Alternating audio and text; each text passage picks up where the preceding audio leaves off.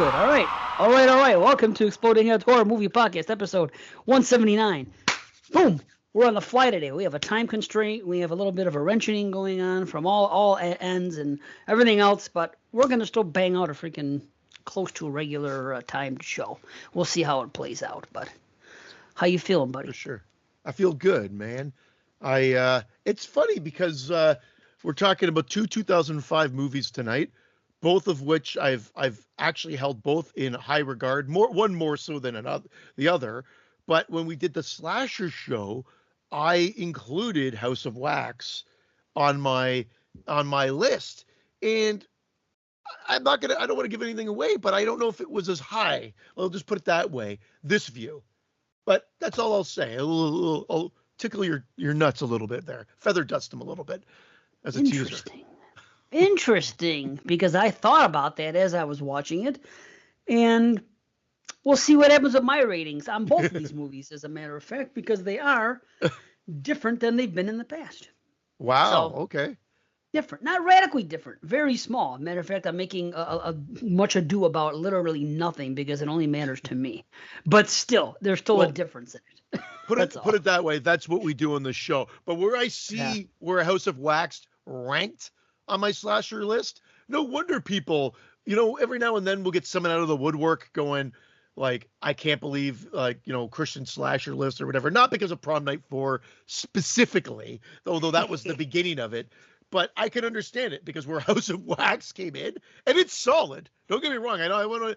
It's shockingly very high up on that list.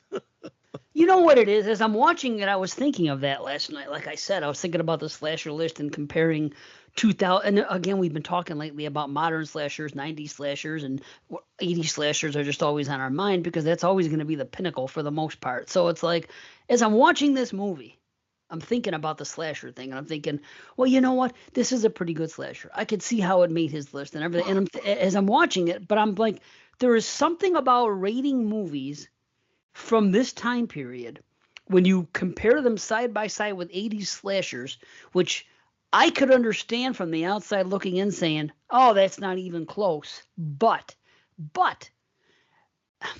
look at it this way. I hate to say it. I really do. Because as much as I love slashers, there's less than 200 really good slashers. That's just which is still pretty damn good, to be honest. And I'm probably exaggerating. If you think about it. If I watched every slasher ever made, probably maybe 150 of them, if I'm going by a rating system of 1 to 10, are going to be over 6.5. Like, seriously. That's just the way it is. But maybe I guess you could say that about everything. Maybe you can say that about all subgenres. I don't know. Well, typically slashers, and again, I'm generalizing here, everybody, but typically they have a little less to offer other than, creative kills and gore. Typically, you'll get ones that will deviate from that, add a little bit extra, maybe have, some, message or hidden message, whatever it may be, maybe not so hidden message, but to add another couple layers, whatever it may be. But generally speaking, they're going to be. That's why I think, to be honest, we've said it here before. We're not the first or nor going to be the last to say it. Slashers gave horror the bad name because it just became the go-to critique. Well, it's just a bunch of people going out and getting killed. Where's the entertainment? Where's the value in that, in the sense? Now, I'm not saying I was one of those people, but you can see that argument if you saw Blood Frenzy, Don't Go in the Woods, and all that. That was like, you're given 5 to 10, and they were handpicked for you to watch, and not maybe the standouts. And the standouts are all relative too, because we've got people loving every walk of life. There is someone out there that likes Iced. There is someone out there that loves, The Prey. Brian Simmons, for instance. I'm sorry, Brian, but there's always gonna be a lover of Death Escort Service 1, 2. I don't even know if they're up to 3 yet. There's always gonna be someone that supports these movies and loves them and puts them on a pedestal that no one else can understand. And you're right. I think you can generally say that for about everything, but more times than not, horror got its bad rep because of that. Well, Kind okay, of lowest common denominator, which I hate, but that's what was used quite often there's a lot I'm going to say for here. slasher. Okay. There's like 4 points that I'm gonna bring up just in response to what you said. First of all, let me think about what you just said. Let me process this. Okay, number one, slashers, even the great ones, right, were simple, and that's the most frustrating part of all. Because the great ones, Halloween, Friday, etc., whatever, the ones that are revered, were simple. Like you said, people get killed in violent ways. They get picked off one by one. They do their thing. Yet it's such, but how come some are so great and others using the same formula are not so great? Well, there's production value. There's so many things that go into it. And it's almost frustrating because you're like, well, it's a pretty simple formula, and people look down on it, like saying, okay, any jerk with a camera can do this. Well, you would think, but apparently not so. If there's not so many great ones. Now, as far as slashers in the '80s, go ahead, because I'll do one point. No. I just because you're right. I don't. You gave me a chance to talk, and I always do this to you, and I hate myself for it. But I just want to interject. But that's the problem. Everybody did do it in a sense. Like at the time, like you got a lawyer or whatever, a bunch of friends had some extra cash, boom, tax write off, made a slasher film. And that's exactly what I think led to the decline of quality and to what this is. And again, you'll have defenders of all these films and specific films in general. But you're right. There was this glut where there was no art there. It was total product. And just like the Friday the 13th franchise, which is why that got shit on. Whether we love them or not, it was like we said, the McDonald's, it was a franchise filmmaking, churn it out to turn a profit. Paramount was embarrassed by them. Yes, but they don't mind taking money from us with all these re-releases. Of course not. But that brings me to my second point. You can talk all the shit you want. No, it played right into it. No, not at all. You played right into what my second bone of contention or point is that say what you will about the slashers and how they became what you said earlier about people, talking negatively about horror and they cast a bad image and everything else. Say what you will, but this is what ushered in the decade of the 80s to the prominence that to this day it's still revered for. When you think about the 80s, yes, you think about everything, but would the genre have taken off as big as it did, and would people be willing to take chances on independent films and fund them and everything else if we don't have Halloween in '78 and Friday in 1980 and what that spun off in '81 and '80 and stuff like that? I don't know, but it seems, granted, again, not everything was a slasher in the '80s, but that's what kicked off this excellent time period, this revered '80s decade that people are still talking about now. It's because of slashers, not just because of slashers, but I think the point I made does make some sense there. It does. Would we have, and this is what you cannot go back. You got to look at it from a historical standpoint and sort of see, would we have had heavy metal if it wasn't for Black Sabbath and Led Zeppelin? And I mean, and that's argument there's these standards, and then there's the ones that want to copy, and then there's ones that were just influenced by. And typically there's a difference. The carbon copies, again, generally speaking, might be the ones that are not necessarily the best. However, Friday the 13th, I would say, leans very heavy on the carbon copy, but because we know that they wanted to rip off Halloween, and yet that stands alone. And as a example of a slasher film, I still will argue that it's a better slasher film. I know Halloween's a better made movie, and definitely from a more wide critical base as well, horror fans and mainstream critics. Halloween stands, above. I still will argue. I still have to argue. And again, I wish there's more people on the show, and no one ends up. Everybody says, "Oh, great show! It was great to listen to." And sometimes, Chris, aka Scott's the one that will message me privately about certain things that we've discussed. I'm sure they do it with you as well, but we never get it in the bigger group page or on Patreon. Where I'm Right. going with it, my long-winded way is, do you think all that subtext, do you think everything that is in Halloween was in John Carpenter's mind when he wrote and made that movie? Or was he trying to do a simple movie based on babysitter killers, and it was lack of budget and just a simple idea that was all that they had at the time. But over the years, stories and contexts were developed based on the mythology of Michael Myers and the evil. And I mean, I know Donald Pleasance keeps yelling about the evil, the evil, the evil in it. But again, have we put more weight on it by rewatching it and analyzing it over and over again? Again, sometimes it's like what you say, lightning in a bottle. I think it was just happened to be the perfect timing. You got talent behind the camera. You have great cinematography. You got John Carpenter. They said the movie felt like, now I'm not talking about thematically, but from a movie working standpoint, people were like, almost like, uh-oh, before the soundtrack even went in. And then the soundtrack is what added the last element of actually making it work. So again, I don't know if I made my point clear or whatever, but I guess long story short, is have we created the context for that film? And do we do that with a lot of films? I'm not saying that there's not intelligent writer-directors out there that actually are working that in. I know that that's happening. It's been happening for a long time. I'm asking, do you think if Halloween has all those nuances that we've argued to we're blue in the balls?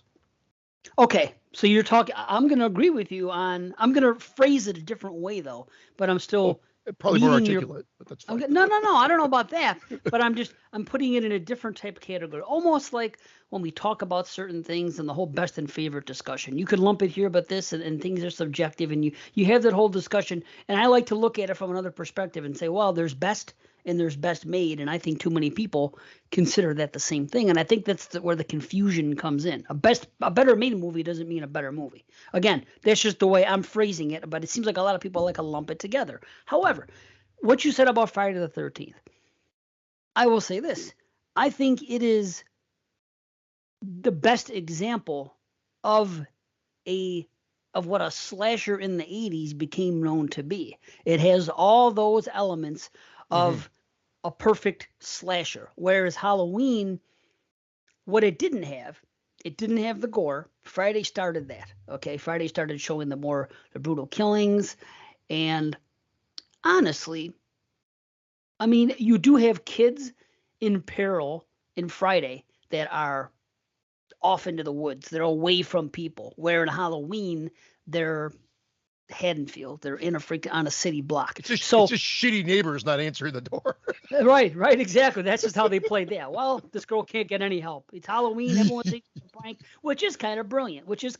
Because that would be the one night people wouldn't answer. If you think about it, knock on a door any other time in the middle of the night, no one answered. Right. Basically, people don't take shit seriously on Halloween, and that's what worked.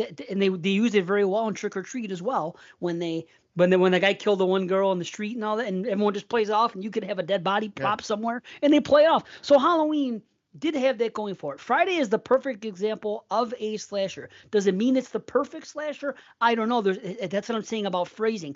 I still think Halloween is better as a movie. I just do. But if you're going to say Friday is better as a slasher, I'm not going to say it's a better slasher, but it's a better representation of what a slasher movie is. That's how I categorize it. So I get what you're saying. Now, John Carpenter, I think when he set out to do Halloween, it is like you said, it was babysitter murders. Let's do this low-budget horror flick, and let's just do it. However, I think the talent just couldn't help but shine through. Like, he couldn't sit there and just do anything. Okay. You know what I mean? He Agreed. he had the idea for Jamie Lee Curtis, and he had the idea for Donald Pleasance, and he had the idea that they spent that big money on that camera and having Dean Cundy do it. So those three nuances, those three elements, I think made the difference. But and of course, talent. Like you said, talent. Soundtrack. Him sitting down and also on top of everything, composing the soundtrack.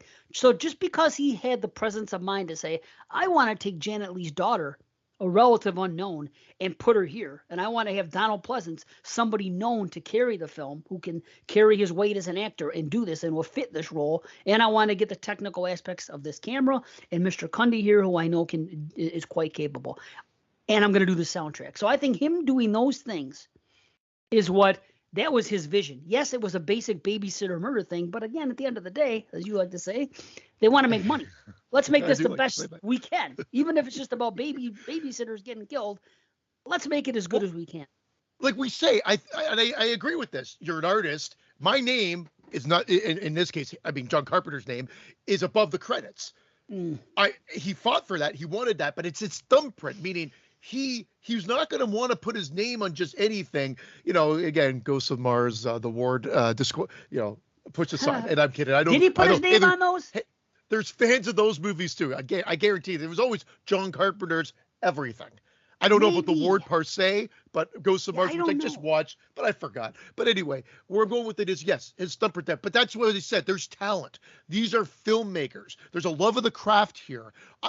Sean Cunningham was a business person. Let's be honest. I'm not saying he didn't love the craft. He wanted to make money. He wanted to He's an opportunist. When his Bad News Bears ripoff didn't do it, he said, let's rip off Halloween. And that did it.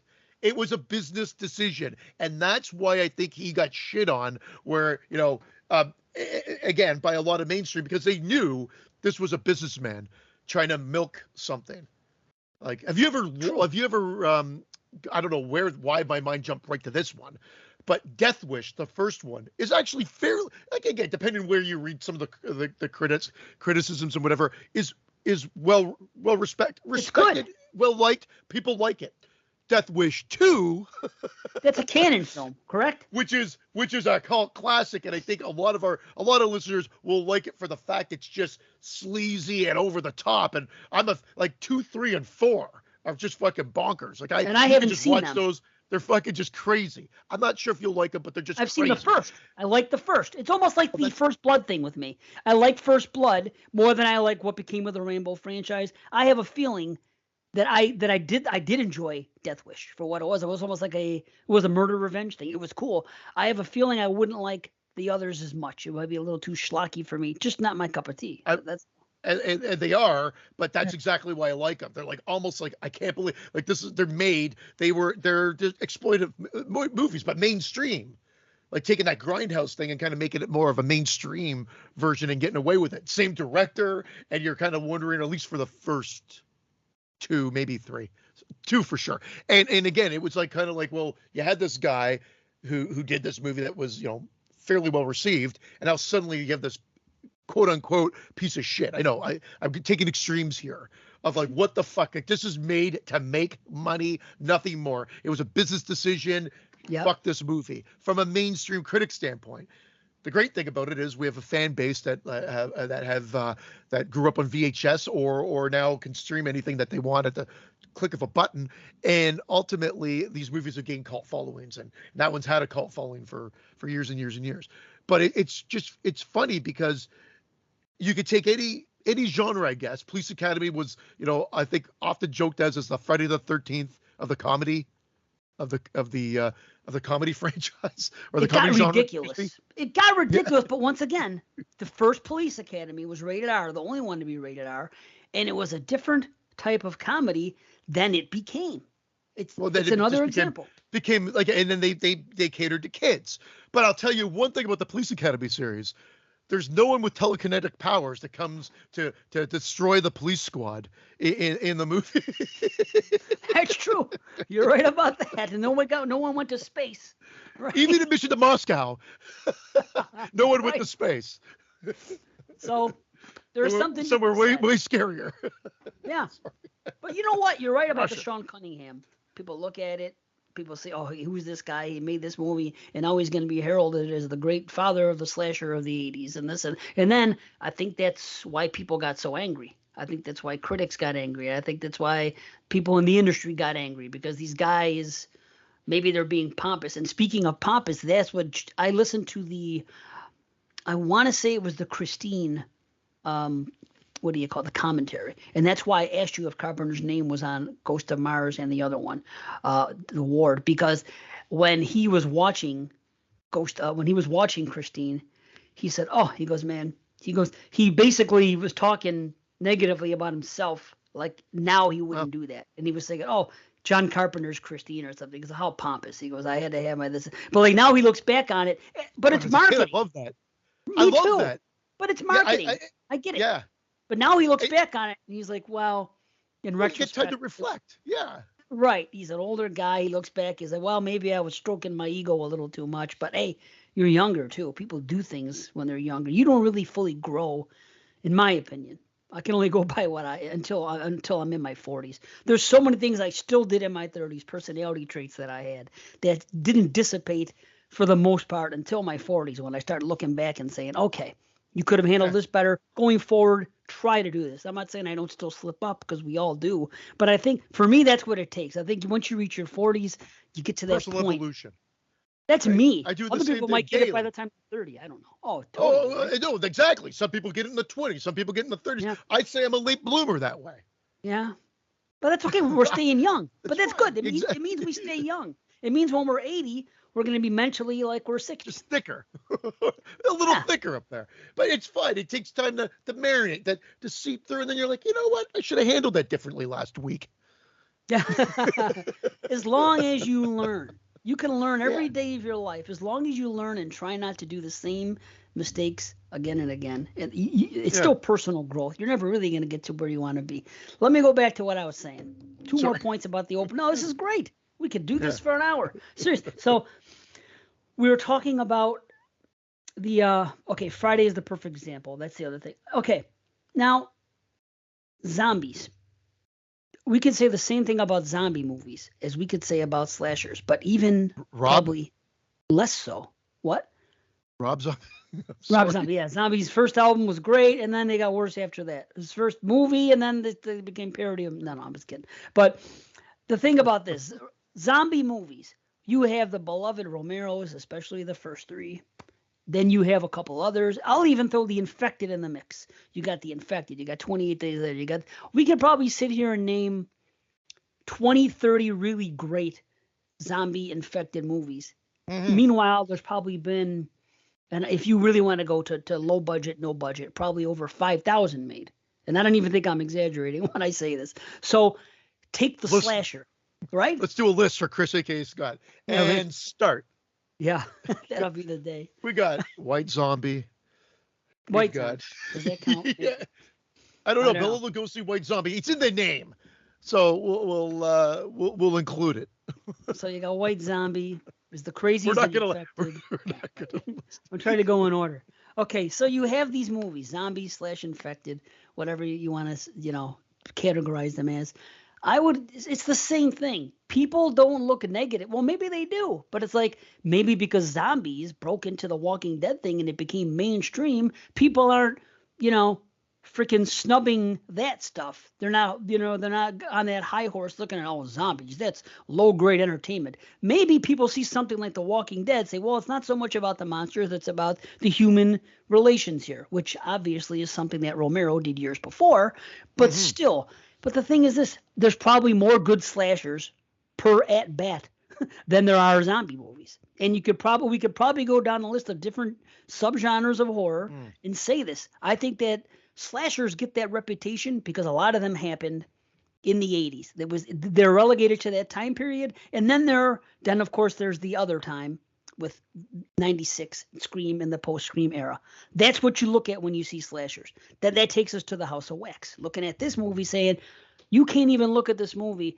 Boy, this movie, if this was made in the 80s, this could have been something. I don't like the bombastic sounds. I don't like this. You're constantly comparing slashers to the 80s because so many great ones and so many ones that you love happen to take place in the 80s. So if you're watching a movie from a time period like the 2000s, which is kind of an odd time period, it's easy to sit there and look and do the comparisons like you said and say, well, maybe this wasn't as good as I think. However, if you break the movie down and say, hey, I've seen all these slashers. How many of them are shitty? How many of them are entertaining? And how many are great? And it's just, I think you did it fair just going by your rating. I mean, I'm not going to go down that road about how you rate and if it's best or favorites because I can't do that. My stuff is simple. Well, This is yeah. what I rate it. This is how I rank it. If it's a 7, it's better than a 6. If it's an 8, it's better than a 7. And I like it better. Therefore, to me, it's a Yeah. better movie and it's I You prefer. mean, And it's unlike simple to me. Braided, your number one won't be like a 7 out of 10? Right. Right. Exactly. I'm I can't exaggerated again, but you know what I mean. I can't get into it with Brandon on that. I can't talk to Dave Parker about it or any of the 22 shots guys because we'll talk about it and it's I wish we could sit down and have a discussion about this topic and really hash it out one day and I can really but I think they've heard my point of view and it still doesn't really make a Remind me difference. not to invite myself to that conversation. Oh, Well, I you got have to coffee all be over there. that was a karma. You're closest, I know. See, you're closest to me. Actually, B Bear and with you me. have both kind of come around. It's okay. I Bear could with talk me. about. Oh, I could talk.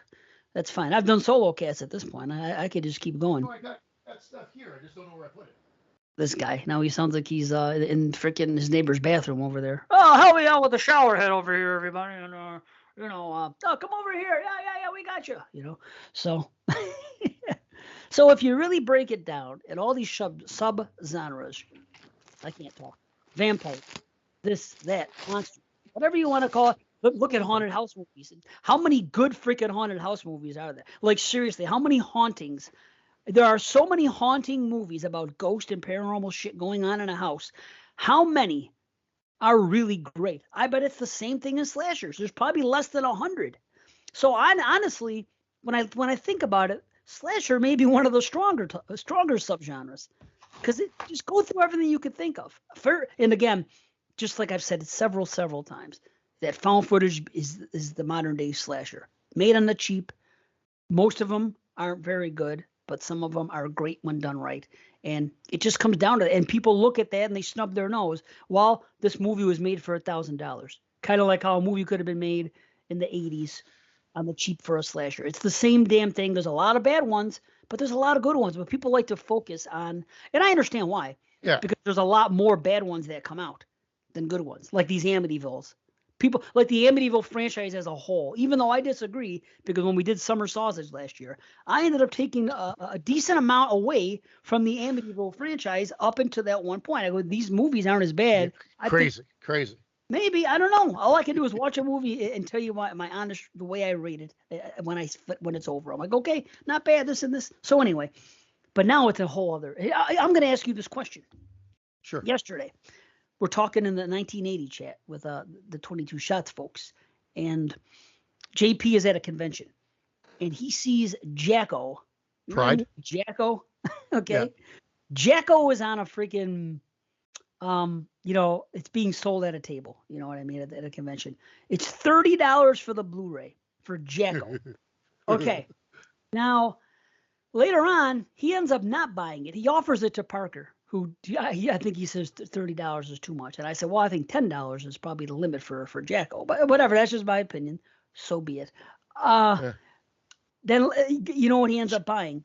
Amityville Vibrator. So now this is what What? JP for himself. So my question to you, I posed this in For the how chat. much? I didn't ask, but here's the question. What is worse, paying $30 for Jacko or paying any amount of money for Amityville Vibrator? What's your honest answer to that? Just based on my reaction. I'm not. I don't even know Jacko. And again, the jokes are just too easy with that title. So I don't know that movie well. I mean, I know the cover, but I don't know the movie. But it's But not I'm gonna take that for 30 before anything after the first 3 Amityvilles. For that price. I mean, there's no chance I'm buying Amityville Vibrator. There's no. I'm not watching Amityville Vibrator. Maybe once for a lark. Maybe. Yeah. I don't know what he paid. I hope it's not more than $10. I don't know. Demonic Pussy. That actually would have been a better title. Demonic Pussy. Sure.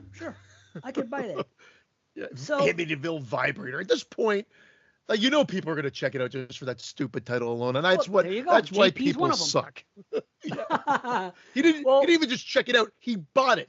If I scrolled across that on Tubi, I would have laughed at the title immediately, and I would have been, I'm never watching that piece of shit. Not by myself. I'm not buying it.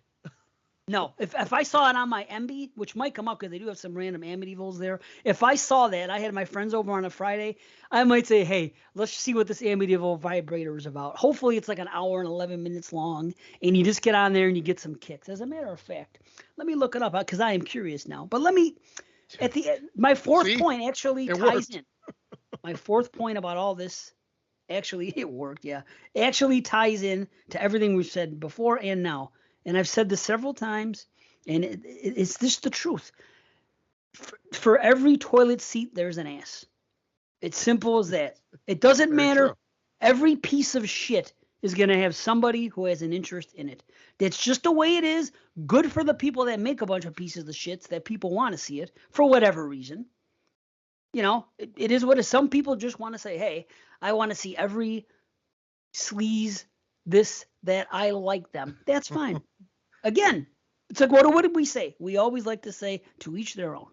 Yeah. But But that's our way of saying people have fucking shitty taste, but we don't want to be assholes. So we say to each their own. So it makes us look like we care and think everybody's got their opinions and everybody's allowed to. But really, at the end of the day, I'm like, you're a fucking moron. And it's funny. I just looked it up. It's John Carpenter's Amityville vibrator.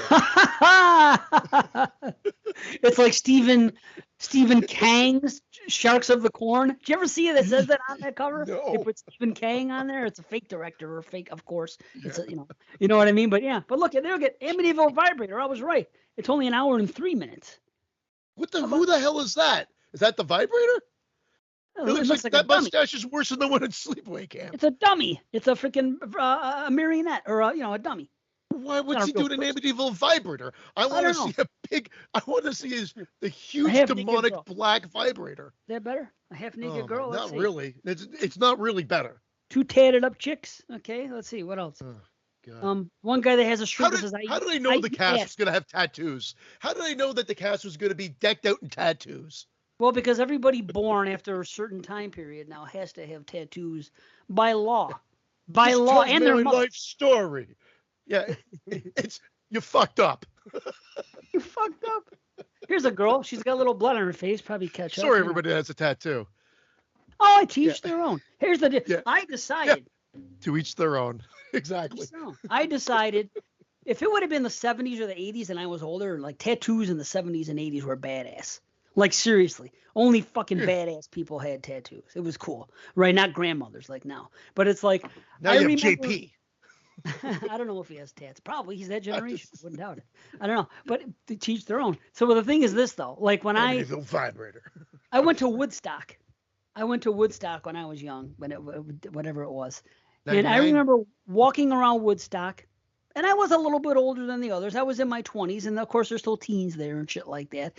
But I remember walking around Woodstock, and like 75% of the people having tattoos. And right then and there, I said to myself, I've been hemming and hawing for years. What do I want to get? Because I have too many interests. It's too hard. There's music. There's movies. I have way too many interests that I don't know if I could settle on one thing, so I never did it.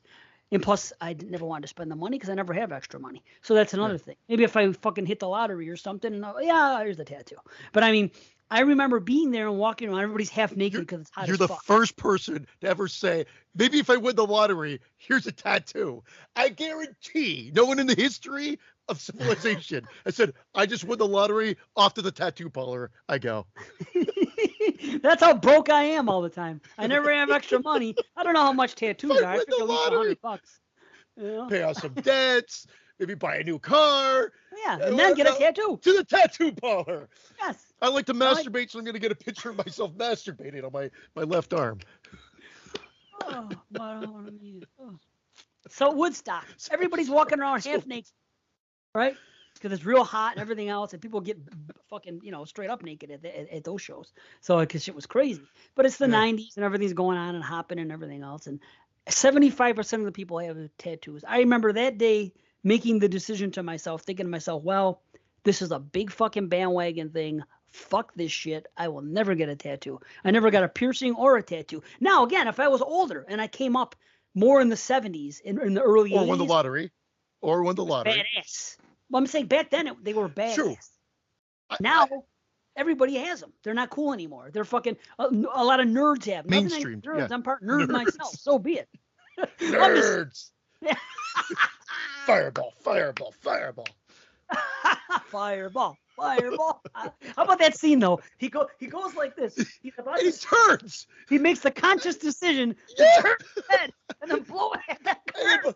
You were fine given the 3D dimension, but no, I'm going to turn and set the actual curtains on fire. That guy's an asshole. He is an asshole. Yeah. They shouldn't have shown the turn. He should have just done it and he happened to be there. Every now and then our minds align. Growing up, I'm like, I'm going to get a tattoo when I'm older. But I was always a stickler for the rules. I'm going to wait till I'm 18 and get a tattoo. And then I waited till I was 18. I'm like, I don't want a fucking tattoo. Everybody's got fucking tattoos all over the place. And I was just like, and again, I didn't know what I wanted because it was going to be on me permanently. And I'm like, oh, I can't make that decision. That's just ridiculous. Like, you know. Well, see, I was going to put like a Jason mask on me because I like as much as I like Jason. I don't want a fucking Jason mask on me. That's fair. I don't either. Well, I do and I don't. Unless I'm smashing VHS. I would, you know what I would put on myself? A VHS. You know that sign that says VHS, like the old label? That would be something cool. But the thing is that I'm all retro all the time. But I have too many interests. But the thing is this. It's like George Carlin said. Oh, and your two nipples could be like the actual like holes in the VHS, the back of the VHS tape. But then on the back of you've got the front of it. This is like VHS. That would be awesome. Yeah. Oh my God. There's an idea for you, Jason Smith. There you go. But that sums it up. Carlin said this, and I always remembered. He goes, there was a time, he goes, when, of course I already forgot it, when he was saying that the people got tattoos and they got earrings, because they weren't squares. They were trying not to be square. He goes, now the squares are the ones that are getting them. And when he said, he came to the same type of conclusion. And it's okay. Again, to each their own. If you have 1 million tattoos, God bless you. I just can't do it now because I missed the boat. If I would have done it before everybody was doing it, or when it was at the very beginning, maybe. But it's too easy now just to say, well, I'm going to get a fucking sleeve. And then in 2 weeks, I got a fucking sleeve. Or in 2 years, I got this. And anybody can do it. It's not a special one. Anybody could have always done it. But to have the foresight. Like when I was a kid, if somebody the fact that they call it a sleeve now is stupid to me too. Well, I just had an armful of tattoos. Why does it have to be called a fucking sleeve? It sounds cooler. It's like anything. Everything has to have a fucking cool, fucking ring to it. I got a mud flap tattoo. I want you to get a tattoo saying I missed the boat, and then on this one saying I'm jumping on the tattoo bandwagon. Awesome. That's fucking great. Jumping on the bandwagon, right? Yeah. But hey, that's just me, and I don't know what it is. What it is, but you tend to align this way, and I could see people saying, "Well, what do you care what other people think? Why do you care that other people have tattoos? Just do you." And that is a good way to think. 100%. If I was high 24/7, which I wish I could be, that's how my mind would think, and I probably would get tattoos. Because when I'm high, I'm a completely different person. Nothing bothers me, and everything is just fucking peaceful and zen, and I just want to enjoy. The true hippie comes out when I'm high, and I wish I could take something. I really wish that every moment that I wasn't at work, I could just have that feeling, because I'd be like the most pleasant fucking person to be here. I'd be the best father, husband, everything. It's a fact. But you're right. No, and that's where everybody's going. Why should we care? But that what you're doing then in another side, not you personally, just that thought process. I get it. What do I care? What do you believe in? Whatever it may be. But don't take away my chance to make fun of it. My right to I'm going to make fun of it. Whether right or wrong, whether the tattoos look good or not, I got to make fun of the fact you look like a fucking walking comic book. I got to make fun of it because I like to do that. Me too. I go, it's not that I care. It's the comedy of it. Just like, I don't care if you believe in God, don't believe in God, whatever. Again, whatever. That's my mentality. But I'm going to make fun of it one way or the other. It's just like politics when we do tend to dance around into it. At the end of the day, I feel like although there might be some heatedness that comes out in our discussions, we're kind of making fun of it. Because I think I feel like I kind of align with you. I hate everybody now. There's no good side. It's the lesser of two evils, if that. And it sucks. There's other options, but they're not necessarily any better anyway. It seems like corruption left, right, and center in a broad picture. But at the end of the day, we kind of we feel like we don't want to give up our rights to try to at least make a difference, but it just feels like we're not doing that every time we elect someone. And this, I feel like I could speak on behalf of both, just based on what we see, because again, we get American television and culture shoved down our throats here. So I think I could speak on both Canadians and American side, not for everybody, just saying that, it's our system, but I wish there was a better way to do it, like you said last week. There is no. I wish there was some other way to do this. It's over. Don't think about it. But see, people look at that as a negative. And I've been saying this for fucking 10 years. It's over. The bad guys won.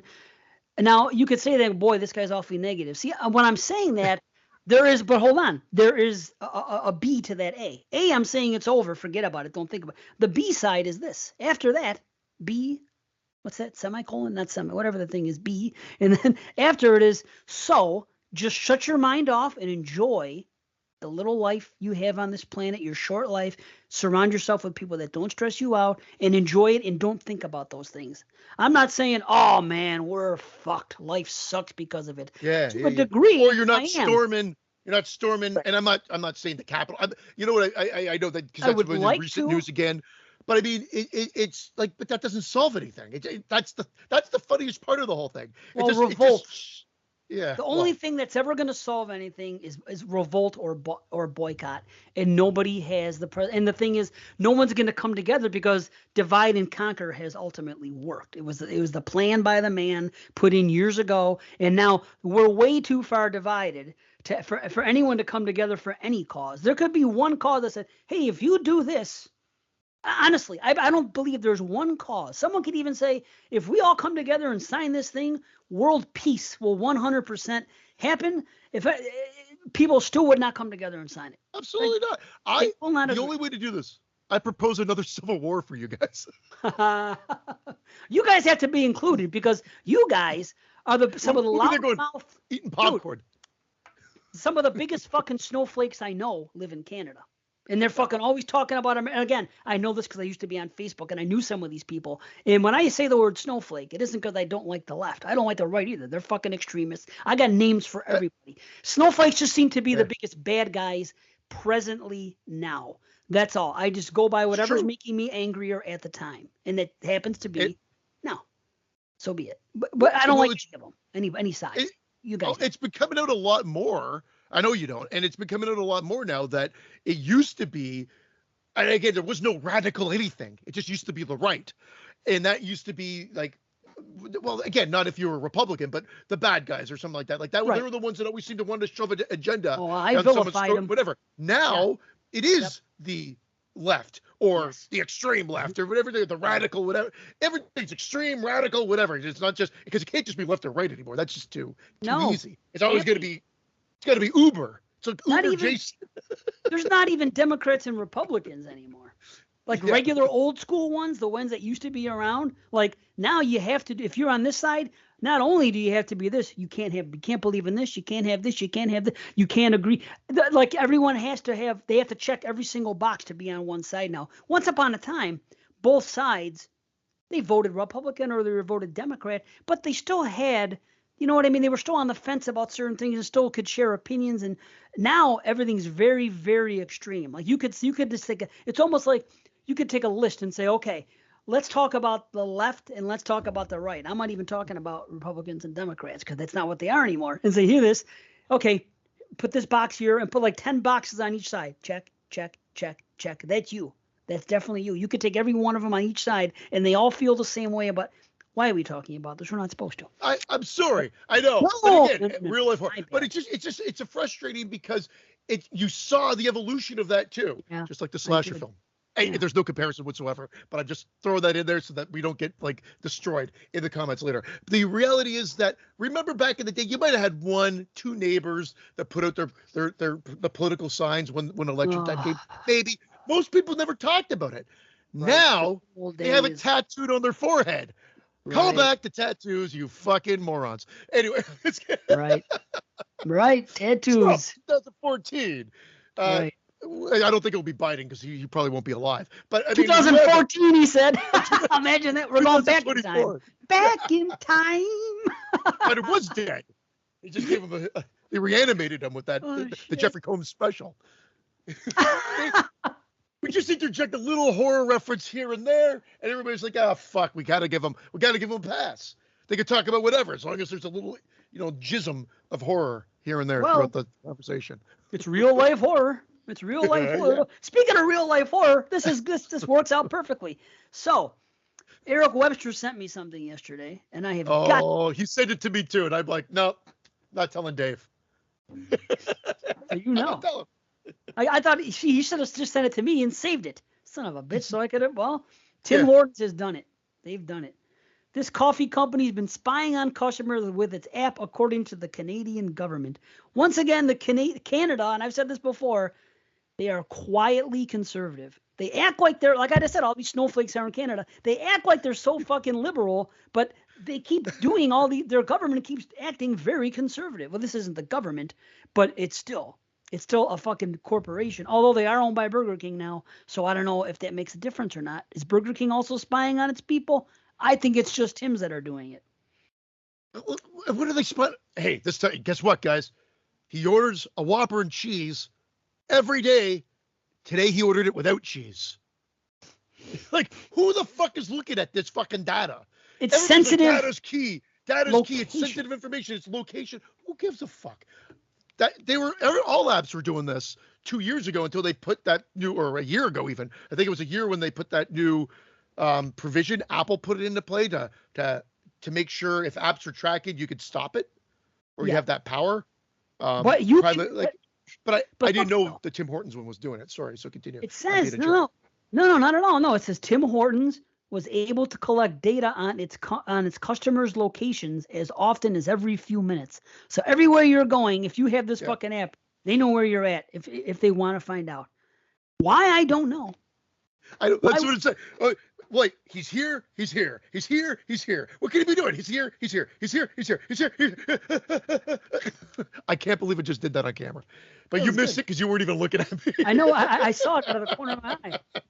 You don't want to see it? If I could go back in time, just like 2014 range. I don't. And not join exploding heads. I'm going to go back and watch this video now for a fact. Wow. They recorded their GPS coordinates over 2,700 times in 5 months. The tracking occurred even when the app was not in use. So they're up to something. I don't know what they could possibly do with all this sensitive information. But it's no different than like what I read 2 years ago that Russia, which I never trusted. Like, again, Rocky IV tipped me off, and I've always been anti-Russia ever since. Sorry, but that's my belief. I just never. It's the one country that I'm like, these people are not up to any good. Why does no one in the country smile? Not once. You look at any photo in the history of Russia, not one person smiling. Obviously, I'm exaggerating. But anyway, where I'm going with it is they were tapping into, like they said that they get the Wi-Fi codes or whatever it is, and they're tapping into looking at the front office of a dental clinic. I'm like, a front office of a dental clinic? Who the fuck cares? Who's watching? That's what they got to resort to in Russian TV. It's like, hey, look, I'm watching the dental front office channel. Right? Look who's waiting in the waiting room. Is that Christian from Exploding Heads? Yeah, imagine that. We're like household names. Is he getting a half scaling, a full scaling? What's going on here? Like, there's all these unanswered questions they've got. But that's true. It's a true story. They were like, and again, I guess it could get a little weird because if you've got cameras set up in your house, they could then intercept and whatever. But that's the reality of the world that we're living in now, this digital era, and everything is like connected. We're all connected. No, we're all connected, all right. You got to shut off your fucking location is what it comes down to. That saves everything. Problem is, I used to be that guy that always had it off, just like I always had my ringer off. However, with my job, because I'm a fucking complete idiot, I GPS every place I go. Not every, I mean, I when I drive to work and when I drive home, of course not. But a lot of places when I go to work and I'm going to, I GPS shit. I've been doing it for a while. So it's a lot easier to have your GPS already on. To have your location already on. So the last like 3-4 years at work, I've left it on. But now I know that everything's being picked up. And it is scary because out of nowhere, just yesterday, I went on YouTube and the third thing down said horror movies 1994, posted by some guy that I've never listened to. Now, the discussion of 1994 horror has come up in my life the last few months because of the 22 Shot Show. So how odd is that? Like, so they hear me mention it here, and it comes Yeah. up on fucking YouTube. To me, That's that is a little nuts. scary. Yeah. I'm not going to be extreme. Like, I don't know what side fears it more. Probably the right. Either I'm not going to be that extreme about it. Like, oh my God, oh my God, oh my God, oh my God, they're coming to get me. They're going to take my guns away. They're going to do this. They're going to frisk me. They're going to take every liberty and fucking freedom I have away. I'm not that paranoid about it. But I'm not going to say that I welcome it, that I enjoy that it's happening. Of course I don't. I don't like it. But we know it's happening. learn. That's the weird Right. thing for marketing. Marketing is key. Now we know how we could target the marketing. All I know is that I'm being targeted marketing. So I look at it, I'm like, oh, that's a targeted ad. Boom, done. I mean, it's subconsciously, is it having some effect on me? Maybe. This is the part that I didn't go to school for to learn. But if the fact that we're self-aware of it, maybe that helps circumvent the conditioning, whatever it may be that they're trying to achieve here. The smart person would download the Tim Hortons app and just go from home to Starbucks, back home to Starbucks, home to Starbucks. And nice. Like, fuck you, Tim's. Right. No shit. Drink at Timmy's. I already went to Timmy's this morning, as a matter of fact. Yeah. Shit. But, you know. But don't buy anything at Starbucks because that's fucking god-awful. Everybody loves Starbucks. Everybody raves about Starbucks. I go to Starbucks and I shit for a week. I don't know what it is with their coffee. It just intercepts everything. It's just like it just liquefies everything in my system. I like it. A regular cup of coffee and a white mocha. I like from Starbucks occasionally. Not much that I do it. It's like a treat. They still sell the white mocha? I thought that got canceled. Oh yeah. Now they have to call it the Caucasian mocha. Yeah. Just mocha. Can I get the? Well, here's what. A fairer mocha. I don't get. I just gave blood the other day, right? And I notice this all the time when I go and do anything. I got to check a box. This. It always says white. AIDS, check. Right. I don't think white is the fucking thing that people should be classified as. It doesn't say black for black folks, does it? No. Why should it say white? That's like being put into a corner. Caucasian I can live with, although I don't truly consider Italians Caucasian. I think that we're closer to fucking Latinos than we are fucking whitey whites, like fucking Irish and German and Polish. We're nothing like those people. Those are fucking white bread motherfuckers. Italians have flavor, like Latinos do. There's a different type of Flavor Flav? Yeah. Flav. Exactly. Yeah, boy. You brought this up on the show. I remember you saying that. You hate that. It's true. Well, I was just watching the Bill Burr comedy, Friends That Kill. It's a comedy special on Netflix because Dave never hears of these things. He's like, why is this the first I've ever heard of it? I don't know. I'll check your Netflix feed. I canceled it. Oh, well, there you go. MB's rocking and rolling, homie. MB's rocking and rolling. Well, check it on MB or whatever the fuck it's called. Bill Burr, Friends That Kill. Decent. Not as good as the Ricky Gervais ones, but Bill Burr is funny, but there's an Italian guy that comes out, and he has a joke that I've been wanting to say forever. It sums it up. He goes, Italian. He goes, Italians, we became white in the 1940s. He goes, we weren't considered white before Sinatra or whatever like that. He's like, that's what he's like. He says like, and it's true. It's like he was like, ugh, you fucking dirty Italian over there. Never. Right. Then they were white because they came over and they worked and whatever. Now they were okay. They were in. Well, because they learn the language like almost right away. We're one of the few for the most people part. Well, yeah, but you know what? We're one of the few people that came from another country off the boat in the land of opportunity during that time and all that shit. When everybody's migrating to the United States and North America. When that went down, the Italian people made a point that within the next generation, they were all going to speak the language because they knew they couldn't make money unless they did. Where other people come to the country and never want to learn, and that's their business. I think they're doing their own selves a disservice. But honestly, it's none of my business, so I don't care. But I know that the Italians came over here and they all made it a point. Now, less than 100 years later, and there's sadness to it as well. There is a negative, like the Italian language has all been but fucking erased from my peoples in this country. The people, I'll have some slang, all this and that. But well, think about it. Who do you know speaks Italian? Like every uncle that I have. Do they? Yeah. That's wonderful. Yeah, at home, they still speak, but again, they came, they worked, but they stayed. They went into construction because that's where the Italians ended up going, and they would be able to speak Italian. But what you're right about is that they wanted to learn the language as well. So they learned the language. Now, do they speak with heavy accents still? every one of my still living uncles, because most of them have passed away, unfortunately, but that's the reality of life. My mom has no accent because she came over the youngest and All right. and whatever. But it's just the reality of it. But Your at mom came home, over? at She came home, over? she She came over wasn't. with her. She came over at the time with her oldest brother and sister, who were old enough to be her parents, I and didn't came over and was know. adopted by Oh, her aunt. And she wow. grew up in Niagara Falls, Canada, Okay. and that's where she was. So she came over at age 4. So So, both of but your she parents said, are Italian? yeah, well, my mom was born in Italy. My dad was born in Toronto, but his parents came from Italy. So they came from Italy, went Okay. to New York.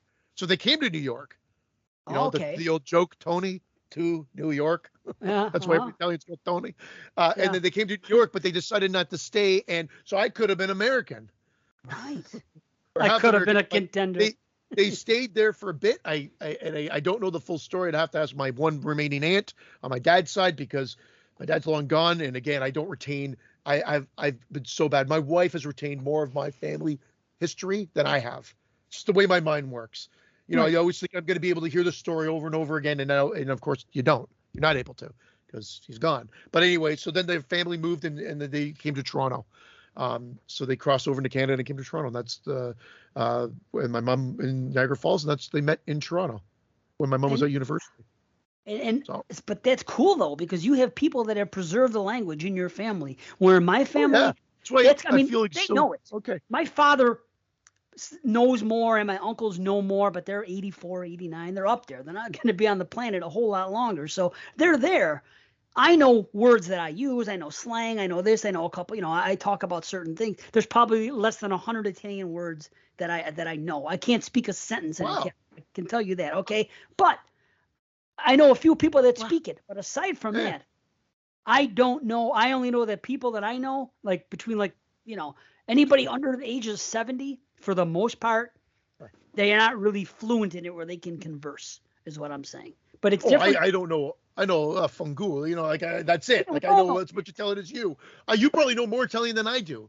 Again, languages weren't my forte. No right. retention, as you can tell by English. Right. Cinematography, whatever it may be. It's just Right. the way I am, the way I'm wired. But Uh, your kids aren't but going to talk one lick of it, and neither does my daughter. Or that's what I'm no, saying. It's going to be no, gone. It's going exactly. to be erased. So Well, that's there's a what they're worried about sadness in there. Italy. Italy itself might be erased. You know, Elon Musk, that's his new. It's Tesla, SpaceX, and saving Italy. That Wow. seems to be. I don't. Who fucking I'm knows? paraphrasing, but ultimately he's worried because he says the country's dying because nobody's having kids anymore, and the old generation, a lot of them are dying off. COVID didn't help that, but I mean, just naturally, a lot of them are dying off Hey, anyway we're because they don't have life. overpopulated. Fuck having Yeah. kids. We're overpopulated. They should do Oh, that more in the States. Oh fuck. They should just but see. No one's making them not have kids. They made the conscious decision. Well, we're tired of having kids and spending our money and this and that and the other thing. And this country's overpopulated. Was this a conscious decision made by Italians? If so, fucking bravo to them. That's well, what I say. this is what goes back to hard work. Whenever I think, what the fuck is going on? Like I'm working, like he worked construction. He had 5 kids. He worked construction. I don't know the ins and outs if they ever worried about money, but from like an outsider being his nephew, but looking in when I go to the house, there's not just food on the table. An Italian meal. You went to their house, it was a multi-course meal. Oh For yeah. Christmas, forget about it. Oh Turkey yeah. was like the last thing on the menu. For sure. After Lasagna. everything else you had, it was crazy. Yeah. As you probably well know, on fish and this, that, and the other thing. A feast of all feasts, but it was like that if you just went over for Sunday dinner. And it was like Yeah. that throughout the week. You went over, he cut his own capicola for you, his own homemade wine. Like it was all the tradition. He would talk to me in English, and I would be like, yeah, yeah. And I'd be like, Carrie would be like, you don't know what he's saying. I'm like, he could be telling me he wants to jerk me off downstairs. I don't know. I'm just going, yeah, In yeah. English. In English, it was such a heavy accent. And again, just the way my mind, I'm like, so I'd be trying to Yeah, grasp like on me. every third word, right? Yep. And then you catch whatever. I think he said jerk off. Okay, I'll be down in the room to the left, the first room to the left. Meet me in 5 minutes. See Oh you. shit. Wow. But I I'm mean that kidding. I'm half kidding. Bottom line is it's going to be gone. Our people, Yeah. it's gone. Where other people, see, there's something to be said about that. But again, Italians are still, they still preserve the other stuff, the stuff that we do on Sundays, the Italian old school shit. It is all still there, and it probably always will be as long as you pass it on to the next generation. You don't necessarily have to speak the language. You could still have all those traditions and do all that stuff. Again, I'm not one for pride anyway, but still, you Yeah. still want to do that. So, but that's a whole other topic of conversation. And if you get into it Yeah. with people, it's going to turn into a political thing. But I will say that I think that people would do better for themselves to learn the language as quickly, as swiftly as possible so they can get better paying jobs. I don't know. That's just my opinion. Whatever people want to do, they want to do. And I do think there's people on both sides of the political spectrum that have their ideas about it. Problem is, I think that both sides are doing them a disservice at the end of the day. But that's another story. We have to address one more thing before we take a Ooh. quick break and do these reviews. Ooh. You, Yes. you had to bring it Yeah. up. It was your deal. This is Well, interesting. actually, I wonder what happened. it was it was on our Facebook page. Okay, well, So since I'm not there, out of the blue, one of our listeners posted the fact, I don't know if they just put a review in or whatever, but they looked at the reviews, the most recent reviews, and they saw that we got like a 1-star review. unreal. And with the headline out. 1 star, May 24, 2022, by Sean Smack. They were hanging on by a thread, and the Purge franchise reviews sealed the deal. So we were hanging by And I read that correctly. Yeah. So yeah, that was what they put. So I didn't. It's funny. I don't know if he knows how many episodes we're up to now, but. All right. What could have happened on the Purge review? Do we You get would have too been out. political or something? I have no clue. Maybe the fact that we liked them, or I think I liked them. I don't know if you all liked them, but Yeah, for the I don't know. most. There's no cut. There's no more detail. I'm like, Smack. Give me something to chew on here. Like He'll never I hear got. it. Yeah. He'll never hear. He's not going to listen to us anymore. And That, he's obviously a YouTube, or not even, maybe not even a YouTube, maybe just someone that listens on Apple. You know what I mean, or whatever. It's got to be. Well, you're right. It Same thing. could have been that. And you know what? He would have never made it, because once we got into the BS shows hadn't officially started yet. In the we're again, for patrons and anybody that's coming to this from a timestamp standpoint, we're still before we introduced the BS show into the mix. And I swear that BS show, people are going to be like, "What the fuck did this podcast turn into?" You're right. Patrons know, because it was the bonus episode turned into an episode, and then. But for anybody else, it's just going to be watching the show again. Maybe we announce it. So maybe we'll ease them into it. But who knows? But with the true blue fans and listeners, I hate using the term fans. Sorry, the listeners will just listen. We'll listen anyway, and they'll skip through if they don't like it and whatever, and go with that way, because that's what we are. That's what the show's become. Wait till they hear that Brandon hasn't been on the show for 10 episodes. Oh boy. Right. Yeah, I know that's trouble. So I want to mention something. 8 listeners during that part. I'm projecting into the future. I'm getting B. We've been in contact with B. Yeah, so hopefully this is going to be coming back, but we're not putting any pressure. We're just saying, hey, no, whenever you're ready. He just had his birthday, so if you didn't know that, wish B a happy birthday. We did it privately, because I'm not posting shit to Facebook much anymore, if at all. Watson's out now. No, I'm on it. Everybody's fucking I'm there. I got my profile. I got whatever, but I'm not. I'm engaging in text and whatever. And if someone tags me on something, I'll respond or whatever. But I'm not actively posting shit. Join the revolution. Get off of Facebook. Stop watching trailers. Join the revolution. The trailer thing I'm going to keep that. But in our group, I try to act, because no one else. I'm the only one keeping. If I wasn't on there, our Facebook things would be dead. We might as well just close it up for good. So I'm posting up. We had a few new people join, and it's funny. I know usually let's welcome the new members. I did it for the first time in like a long time, and there was some good responses from that. So maybe I'll pay him a visit. Maybe I'll come back on Father's Day, because it's Father's Day, and I'll say something nice. Maybe I'll pay a visit. You know what we should do? In that regular group page for everybody, just a little reminder. Hey, we're on Patreon. These are the old shows. All the new shows are here. $3 to join. I might come on there and Yeah. pimp and talk. I might just spend 30 minutes on Facebook. I might come on Father's Day, post a picture of me and my old man or something, whatever the hell, me and my daughter, put up a couple Yeah. things, you know what I mean? Then do a couple things in the feed and then go say hello and then drop in on the group page, pay a little visit, and then unplug until August the 2nd, my birthday. But that you know, I just might, because there are some times I'll come on. So Yeah. I want to say something about the YouTube, though, as long as we're on the topic, because we have 987 subscribers. We are lucky number 13 away from 1,000. Guys, help us get to 1,000. I don't know what's going to happen in 1,000, but I see other shows that have 2,000 and 3 and 4, and I see they got ads and they got this and they got that, and they come up more in the algorithms. And how many times have people commented on our stuff on YouTube saying, "Oh, this channel should be bigger"? Well, listen, the only way that's going to happen is if you subscribe to us on YouTube. Go on the thing, look us up, hit the subscribe button. It's not going to matter dick to you. Nothing's going to change. Seriously. And any video you see by us, like it, give it that thumbs up. I didn't know this was such a big deal until recently. And then please do that. To stop what you're doing for 2 minutes and go do that, and then give us a rating. Now we got to combat that thing on iTunes. We want to get a solid, we're 4.6. 5 would be nice. And subscribe on iTunes, even if you're not going to listen. Just all these subscriptions help us out. That's what we need to do. And give us a 5-star rating if you want to. But I mean, it's another reminder. I try not to do it a lot, but I was just looking at the YouTube and I'm like, 987. We don't even have 1,000. We could get 1,000. I know we can. So. Well, it's funny when Jason Smith first started listening, I think he had less than that, and he just built his channel up, and he's got over 10,000.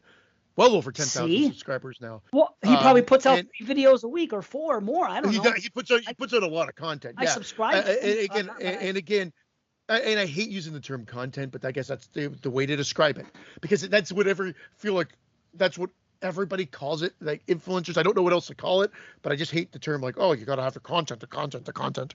And he doesn't, at least he doesn't pimp himself as a influencer or anything like that. He's a stand-up person. Right. Even though he hasn't listened, he's like so many episodes behind now because he's putting too much content out. Well, he's doing tons of content. We gotta get these reviews. We gotta get these reviews to keep us on fucking track.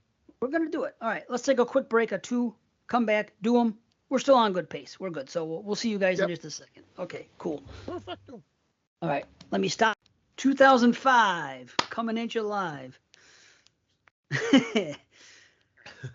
Here we go. Yeah. So we'll start right in. Sorry, you froze for a second. So I saw you still drinking on my end, and I'm like, oh, he's ready to go. He's rocking. Yeah. I'm drinking. It was a great year. And, we had talked about some of these films in previous episodes before, so it's kind of great to talk about this one because I've been wanting to do it for a long time. So we're going to jump into Hostel. Let's do it, man. 2005, directed by Eli Roth. 3 backpackers head to a Slovak city that promises to meet their hedonistic expectations with no idea of the hell that awaits them. Hell awaits. Slayer. So, man, let me tell you, Hostel, I don't know what I've said over the years on this show or in passing. I've always been very high on Hostel. Always have been. Matter of fact, did we ever do a show when we talked about the top 20 of the millennium so far? Or am I yeah, we have. And I think I gotta see what we believe it may have made one of our lists, but we've done so many lists over the years. It's hard to remember everything. I know we've done the list. I just don't remember if for sure. I'm pretty sure you and I had it on the list. I don't know if Brandon did, but I think he likes this movie too, to be honest. Oh, well, I'll tell you what. I guarantee it was on my list because I know how I feel about it. But I'm going to have to find it. I know we do have the Exploding Heads thing on there, which I never mess with. But when it was started, all the cool lists were put on there. So it's great. Top 20 movies of all time, go-to movie scores, everything. Top 20 horror films about all these top 20 shows we did and things like that are up to top 17 of 17. They're all there. Our slasher lists are there. Top 20 to watch in October. It was my number 20. But I look at my list now, and I think things would have shifted a little bit because there's a couple that I can't believe are off that list. But again, we were doing the top 20 of the millennium, but it was my number 20. I'll tell you what. It was my number 14. Okay. So yeah, how about Nice. that? What a list. Yeah, it was my number 14. If I'm doing it again today, it's gonna be in a different place. I don't know how many are still gonna be on this list if I look at it Yeah, now exactly. because we did this pre 2018. True. Yeah, we So did. there's no Hereditary, Midsommar would definitely be on that list, Oh, and they're not no on this question. list. Yeah, So oh, you're right. Yeah, yeah, right. For me, I'd have a so few more. Suspiria. this list would change Uh, drastically. yes, for sure. I'm gonna do another one, man, because it's again, I'm making all these lists anyway for our top 200 anyway. So I have all these ones here, and I'm like, wow, okay. So I knew I've always been pretty high on it. I've always said it's one of the best of the millennium at that time. So you know, so I've always been quite fond of it, and I watch it frequently enough every couple of years that it's a movie that I love so much, I could just put it in any time, even though it has some graphic stuff. It's just a movie that I'm very comfortable watching anytime. There aren't a whole lot of movies that are like that. All I don't know that are more modern. Like 2005, it's really weird when I think about 2005. I look at a movie like House of Wax, and it seems very much of its time in many ways. Now, when I watch Hostel, some of the subject matter and the way the kids talk is of its time to a degree, but aside from that, everything else, the look of the film and what's going on in the film, to me, does not really represent 2005. It's almost like a timeless classic to me now when I watch it. I don't know how you feel. Agreed. No, agreed. I think what dates it is the use of fag and the Right. derogatory terms that are shot out there that will obviously push it back. But I mean, now we could say that about any movie from the 80s and 90s because that word was thrown around left, right, and center. But ultimately, it actually, I've seen this movie numerous times, and it still surprises me, which is how funny how we've I guess evolved as we were saying, or just matured with our viewed when it is thrown out there because I think he says it like two, possibly three times. The main character, Oh, my in the I beginning. forgot his name. Yeah, Uh, it's a little jarring because you're like, oh wait, like if my that's how. daughter watched this, I could see, like her generation, it's definitely a totally different generation. That the pronoun generation is a totally different generation. See, it's weird though. That I will tell you this. I thought this Yeah. too. And I did think that these words weren't used anymore, but what my daughter tells me, it's quite the opposite at her school. And when I hear things that she does, it's like nothing's changed from the 80s. She's like, Oh, I okay. have friends that are in this and this, and they have this day and they have this day. And she goes, I'm going to be careful today not to wear anything that has any color on it, because if I do, people are going to think I'm gay because they have a day now. They had a thing for whatever week because it was the last couple weeks of school. So if you want to represent anything like that, you wear anything rainbow colored. So my daughter doesn't. It isn't that she doesn't want to be looked at as gay because she's against them. She couldn't care. Matter of fact, she's actually pretty friendly with that crowd. However, she even thought about joining that group, which was supposed to be for both, but she tells me, but only gay people joined. It was supposed to be the straight Yeah. gay alliance. But she's down with the scene, but they get made fun of so much still that she Wow. doesn't want Okay. to portray herself in. So this is what it's like. I felt like you. I didn't know this until recently. I thought that the world had Well, changed, but high school, according to what my daughter says, I go, what words do people use about this and this? And they're all the same words that were used when we were kids for everything, not just for oh, gay. I see. So it still It's happens. funny. It's I'd weird. always use like cock sniffer. I like to play a little bit out of the like because also I never cared, right? But if it was ever like again, it just like I said, fag was too easy. It's too easy, and it is derogatory, and I never cared. So like cock sniffer was funnier because it could be anybody. It could just be around like who wants to sniff cock? But All that right. would be it. Oh And yeah, cock sniffer. the use of the word fag, and I'm not defending it. I'm not going down this Yeah. road at all. But when it's being used in this movie, which, by the way, what I love about this movie is that it's an hour and a half long and it hits the ground running. You come in the first 10 minutes, Yeah. are boom, boom, boom. Let's go here. Let's go to the club. They're going to get thrown out of here. They're going to go and get these prostitutes here. You get to know these characters right away, what they're doing. They're horny kids. They're going out. They're doing their thing. But they get thrown out of the club and they talk about it. And the word is used a lot, but it's not used. And people, don't get mad at me. I'm not defending the use of the word, but when they are using the word in the movie and they say fag and they say gay, they're not using it as a that gentleman or that woman over there is a homosexual. Let's call them a fucking faggot because they're gay. It's not that. It was a word that's thrown around just as an insult. I'm not defending it. Don't come at me. I'm just saying the way it was used here, much like the way a lot of the times it was used when we were kids, was in that manner. I understand why it's offensive now. I get that. And some homosexuals are offended by it. I know some, they use it. So it doesn't matter. Exactly, right? But, I'll say one more time. I'm not defending it, but the way they're using it in this movie wasn't like hate or malicious, but it's still, it's not a good look anyway. It's not a good look, and what it does is it hinders and again, you don't have to have overly likable characters, and maybe some will say that doesn't bother me. I like them or don't like them, but maybe make them just a little bit more relatable by maybe them not having. I know they have the one guy that like the Carter guy that's supposed to be the writer or whatever he's going to be doing, and his more outspoken friend and whatever. Like I guess they play that, and the great thing about how they play with that is you assume the more outspoken guy is going to be the one that gets killed first. And not only does he not die first, he ends up being the hero of the film in a sense.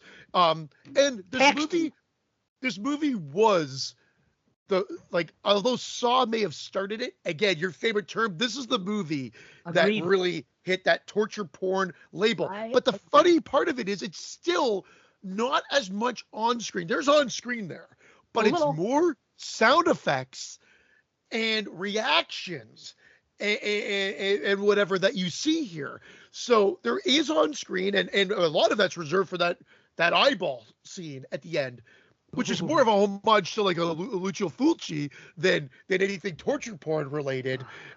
Funny enough, but that sequence, or even Street Trash for that matter, that sequence is probably the most graphic. I'm not saying there's just not graphic stuff here, but a lot of it is aftermath. This movie, like you said, it hit all the right notes when I saw it there. I wasn't young enough to have been like, this is going to be my favorite movie, but had I been 10 years younger, I bet this would have been my favorite horror movie at the time, because it hit every note. You had them traveling, being adventurous, being in unfamiliar territory, the unknown, if you will, wanting to get laid, the pretty women and whatever, just like, whoa, this is like just you're thrown into this world. I'm there, and they're having fun and whatever, and they're a bunch of guys, and then the hell that awaits them, as I said in the description, is a perfect example. This fucking torture dungeon of in a secluded, like sort of destroyed, abandoned area, and not only that, but the people are paying to be there. And I know you've mentioned that on the show before, that's your favorite line. It's like, so great. Me. Yeah. I wrote it down this time because I wanted, because to me, nobody talks about that scene. And I remember the first time I saw it in the theater, and it was like almost like a jaw dropping. Like, what the fuck's he talking about? Because he says, oh God, this is what it says. Yeah, he's like, I'll pay you 5 times, 10 times. Josh is trying to be let out of the situation that he's in. And he's like, pay me? No one is paying me. In fact, I'm the one paying them. And then he kills him. Yeah. What the fuck does that mean? When have you ever seen this premise on any film ever? What is he doing? He's paying them for what? To kill you? I'm just saying that's always struck a nerve with me. I was like, holy shit! What kind of ride are they taking us for? It always blew me away. I think the premise of this film is fucking incredible.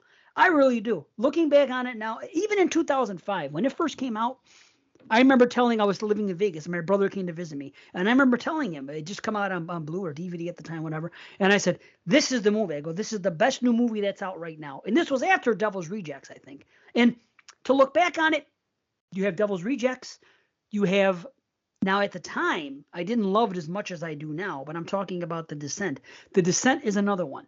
But The Descent in this one and Devil's Rejects are the big three. But at the time, I was like, fucking Hostel, this is the movie you want to see. I was high on it the first time I saw it, and I've always really loved it. I actually kind of want to watch part 2 now, which I am fond of, but I want to see I like part 2. If part 2 lacks what part 1 has as far as the technical aspects of it. I don't Oh, know, because I think the parts. technical aspects of this film are one of it's a big plus. It looks great. There's some excellent shots. Mhm. Just he really took his time. To me, this is Eli Roth's best film by far, by fucking far. I think he really put everything into this movie, and I want to see two. Two was a lot like one, except for females and different stuff, and they hit some of the same beats. But I want to go back and see if he tried as hard on two I think as he he did. did. Because I remember there being a little bit more. The set pieces were a little bit more elaborate, I think, into not Oh to its yeah, detriment. I mean, it was.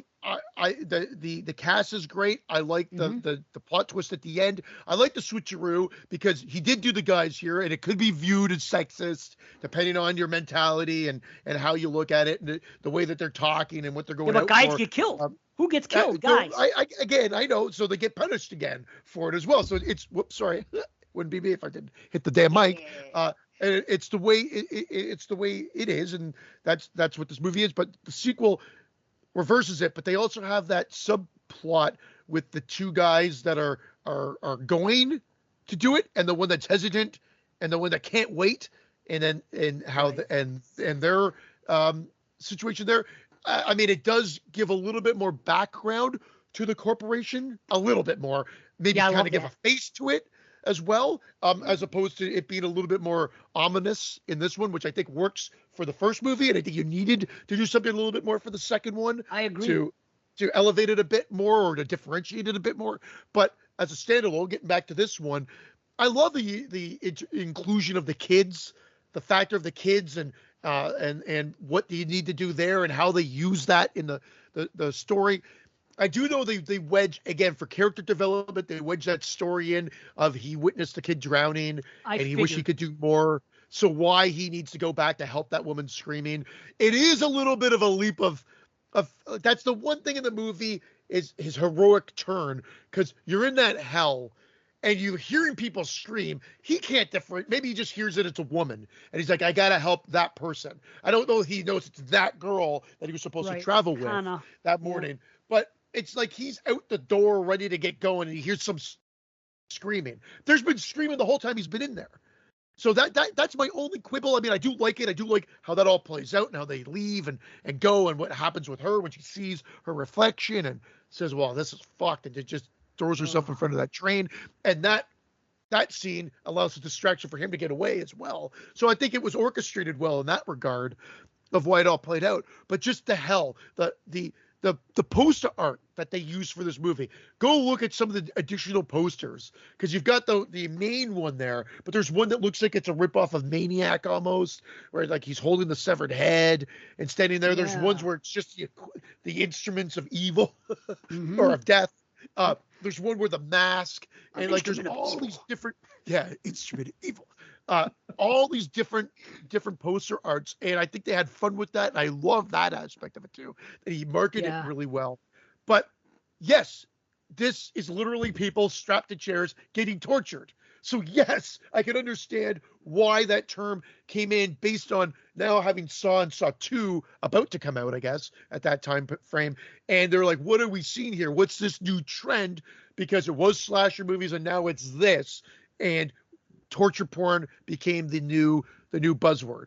Don't like it, just like you don't, but I can understand with this movie much more so than Saw. I think the sequels of Saw, I guess I can understand because, again, just the establishment and how they move forward. But it's not the be all end all here. There's a lot of setup, and then Yeah. they get to the horror, and it is horrific because Oh I boy. picture myself in this situation Yes. throughout the whole movie. And again, that's what separates this from a lot of the other movies is that you could picture yourself and say, "Holy fuck, this could happen." I'm not saying in Slovakia. I'm just saying in Anywhere, a general. fish out of water. Yeah, It doesn't matter. It's being where you in like literally when that one cop says that to him when everything's going, his friends have gone missing and this and that, and he's like, "Where are you from?" And I think he says California, whatever. And he's like, "What does he say?" He goes, what the hell did he say? He goes, "You're just something about you're so far from home," or something like yeah, that. And it's just like, yeah. yeah, you are so far from home. That's fucking, I mean, and that sums it up. Seriously, I mean, we're not. He's not saying you're fucked, but he's saying, "Oh man, you got all this going on. You're so." It's almost like I don't know. And then later on, I don't know if he's involved, but you do see that there is some type of tie-in with the local government somehow, because he looks aside and he sees the cops and they're talking. He's like, "Oh shit!" They don't get too deep on it, but I guess you get all you Well, need they're to being know. bribed. Yeah, they're being bribed to look the other way or not dive too deep into And the they're all in. situation.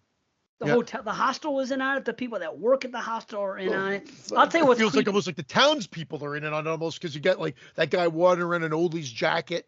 And he's like, "This is my jacket" or whatever, and then Yeah, other it's people like spooky. looking away when like you or looking like when he's talking about certain shit happening, and so it's almost like people are aware. I mean, again, the whether it's the rumor or the reality, this supposedly hurt tourism for a long time in Slovakia, even though it never was a place I wanted to visit per se. But I guess it did hurt the tourist thing that they invited Eli Roth, their all expense paid to see that their country is not like how we represented it. So there is an argument to say unnamed the country, but it's so difficult to do based on Yeah. the fact that they're backpacking and they kind of need to have a destination. But I get it. I can understand. I'd be pissed off to say that too. I mean, am I mad that Kevin Smith used Winnipeg or Manitoba for Tusk, and that's where the guy went and became like a walrus? No, not at all. In fact, I think that elevates it for me a bit. That he thought Winnipeg would be a great, or Manitoba specifically would be the province that he wanted to have this take place in.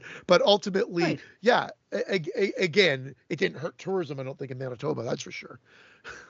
Come see No, the maybe for a human short walrus. here. It may have. Right. Well, yeah, let's go see But a walrus, right? Man, who's going to Manitoba anyway? I don't know. yeah, Like a vacation? no one's choosing to go to Manitoba unless Right. it's like for me, for business, and they'll be the first to tell you that. Right. I'm not insulting them. They'll be like, "Why would you want to come here?" Although they've got great restaurants in Winnipeg. That's it. But But I'll tell anyway, you, back to this. It's so good. The women are beautiful. The hostel, like you indeed. get a great vibe. You understand. You see the progression. You see the plants. Like that guy with the mole is planted at that hostel with those pictures that are obviously posed and look at in the pictures, and you can just see like he's there to lure tourists that he thinks want that extra thing that's exactly what they're after. Um, They all get paid. and yeah, and it's great. And how old he disappears, it's great. Yeah. And just him, I go home. Yeah, that It's just shot with the his head. severed head. Oh It's yeah, fucking great, dude. It's so well. yeah, It's, dude. I'm telling you, I there's really what you said about that kind of shoehorned in thing about the character arc of that thing. It's what I always tend to complain about. Horror, just movie making 101 when they feel they have to throw it in there. So you're telling me that somebody basically it wasn't an Eli Roth decision. This was something on the production end or oh something where they. no, Yeah. it was his decision. It was his script. Sorry if I worded Okay. that in a weird way. Maybe This you was didn't. his script. This Okay. was his script, and again, I get it. You're trying to, I get it, because if he doesn't, there's really no redeeming qualities to this character. He just Well, happened okay. to he just happened to get in there and want to get out of there, which again, based on how the movie plays out and whatever, would have been fine as well. But I think they just give him that heroic moment so you actually care about him a little bit more so, That's because fair.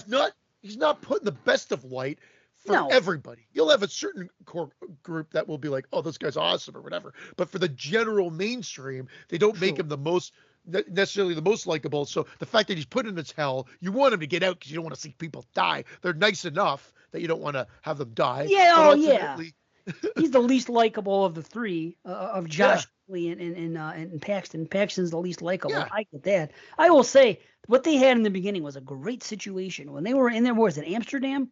When they went to the yeah. hash bar, and they went there, and they went to the whorehouse, if you will, whatever it is. I will say this: something about the presentation of that place. It's not for me.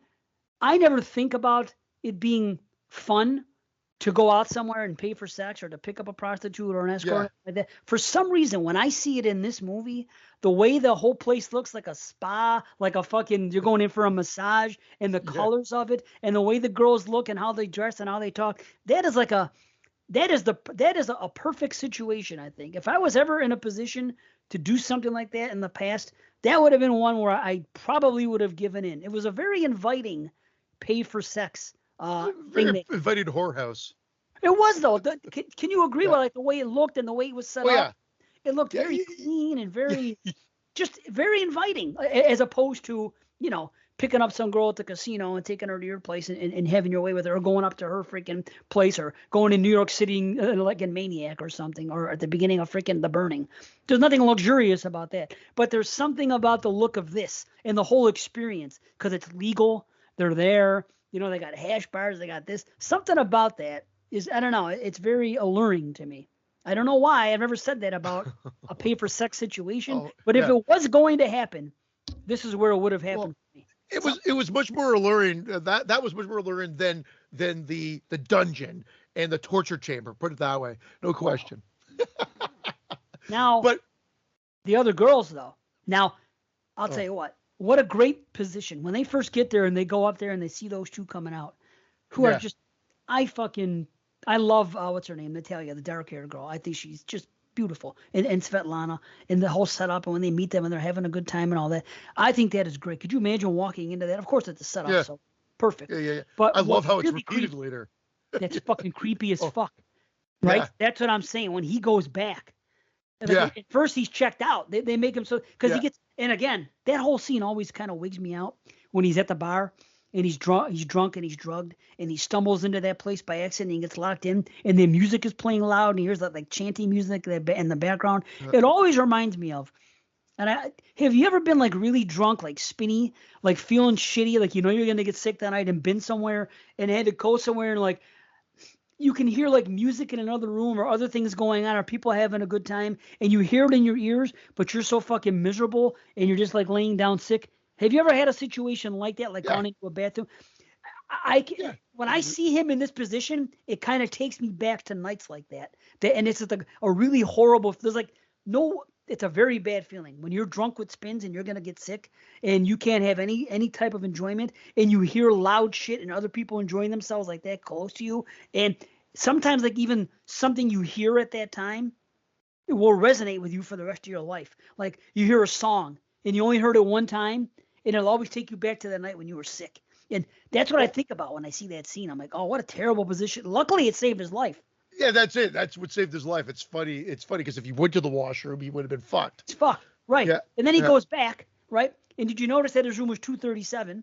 I did. I noticed that this time, Shining style. I didn't know this. I Yeah. didn't notice that. That's Because awesome. they said he checked out. He's like, I didn't fucking check out, So he goes up Yeah, there, and what's real creepy is those other two girls, another blonde and another brunette, yeah. in It's almost like identical positions. Miramax. Yeah, And this is what's yeah. weird.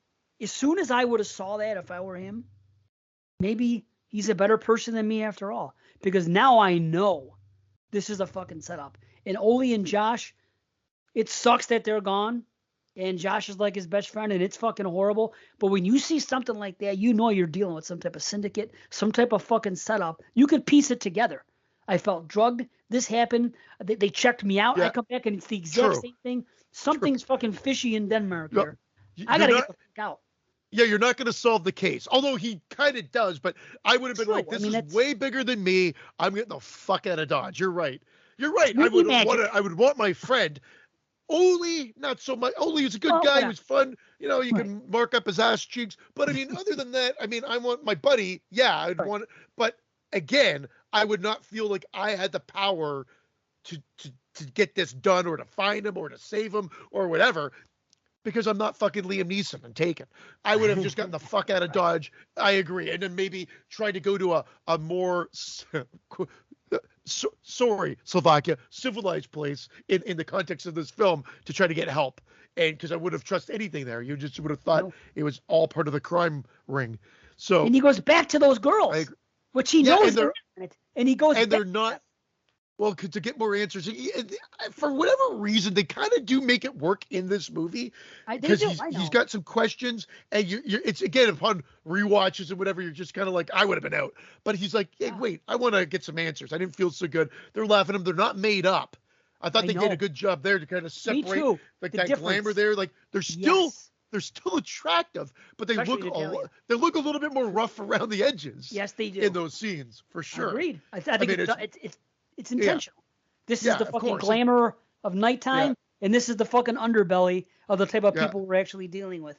You know what I mean? And they're talking with that guy, and it's just like, yeah, it's fucking. See, Yeah. it adds to it. It adds to it. It makes it more. It makes it more creepy. There, And, you know, it really is and how we're fucking. introduced to it. Sorry, like I mean, we're introduced to it at the beginning just with the wash down for the opening credits. That's creepy because you Oh know that yeah. there's this sinister. Like, what the fuck are we getting to here?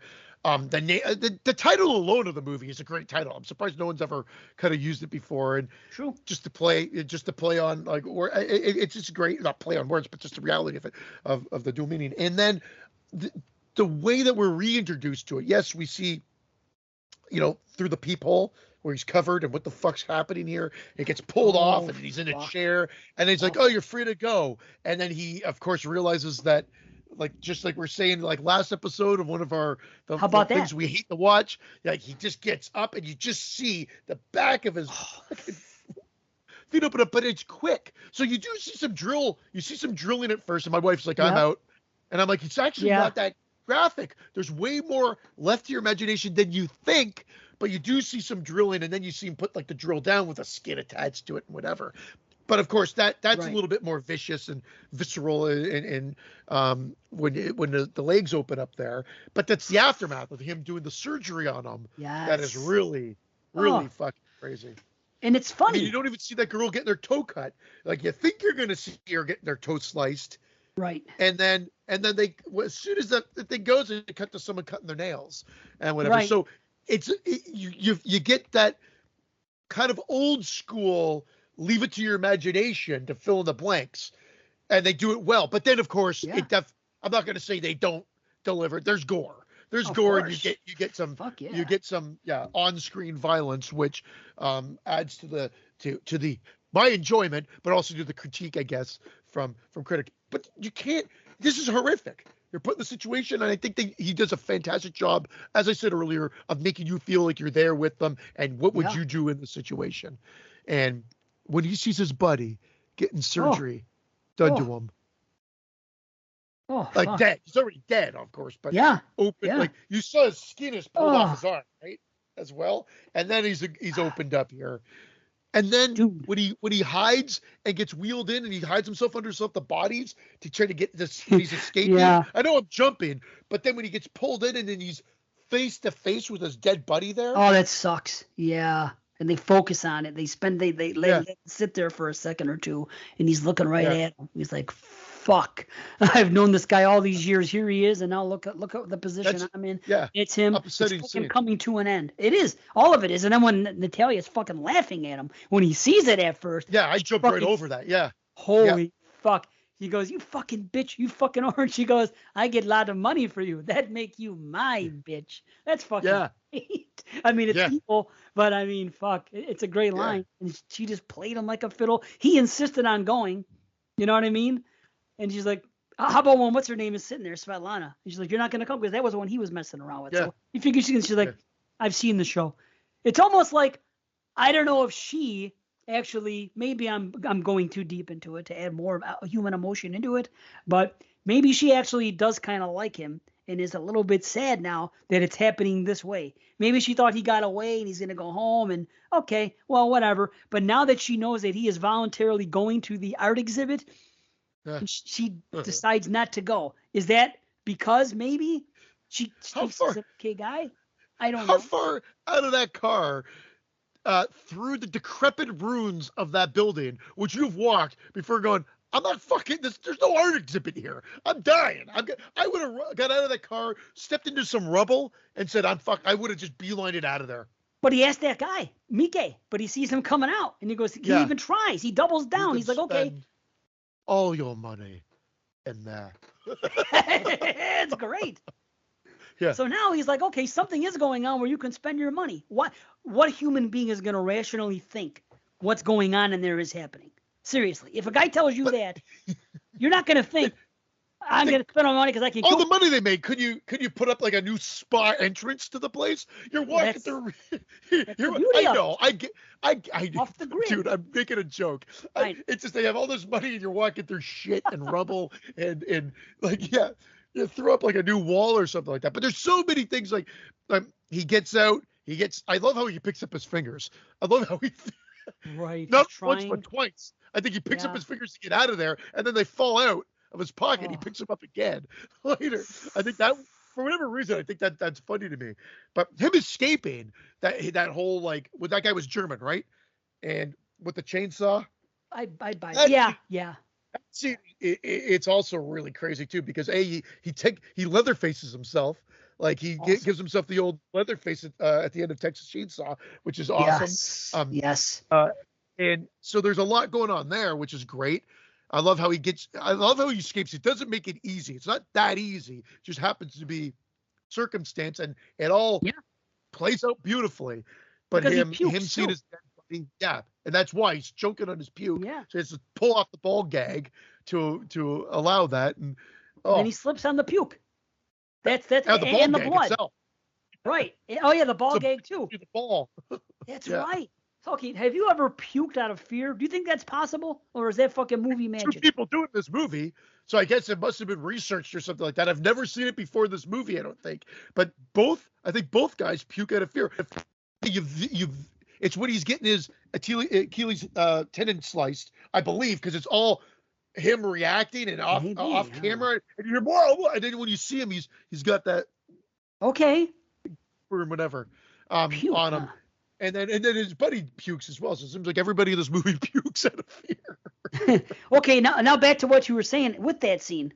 What's the common thread between these two movies, and how trippy is it that we just got an email about it? But do you know what the common thread with House of Wax and fucking Hostel is? No. What is the company? Okay. No. The fucking slit of Oh, keys. yeah. Sorry.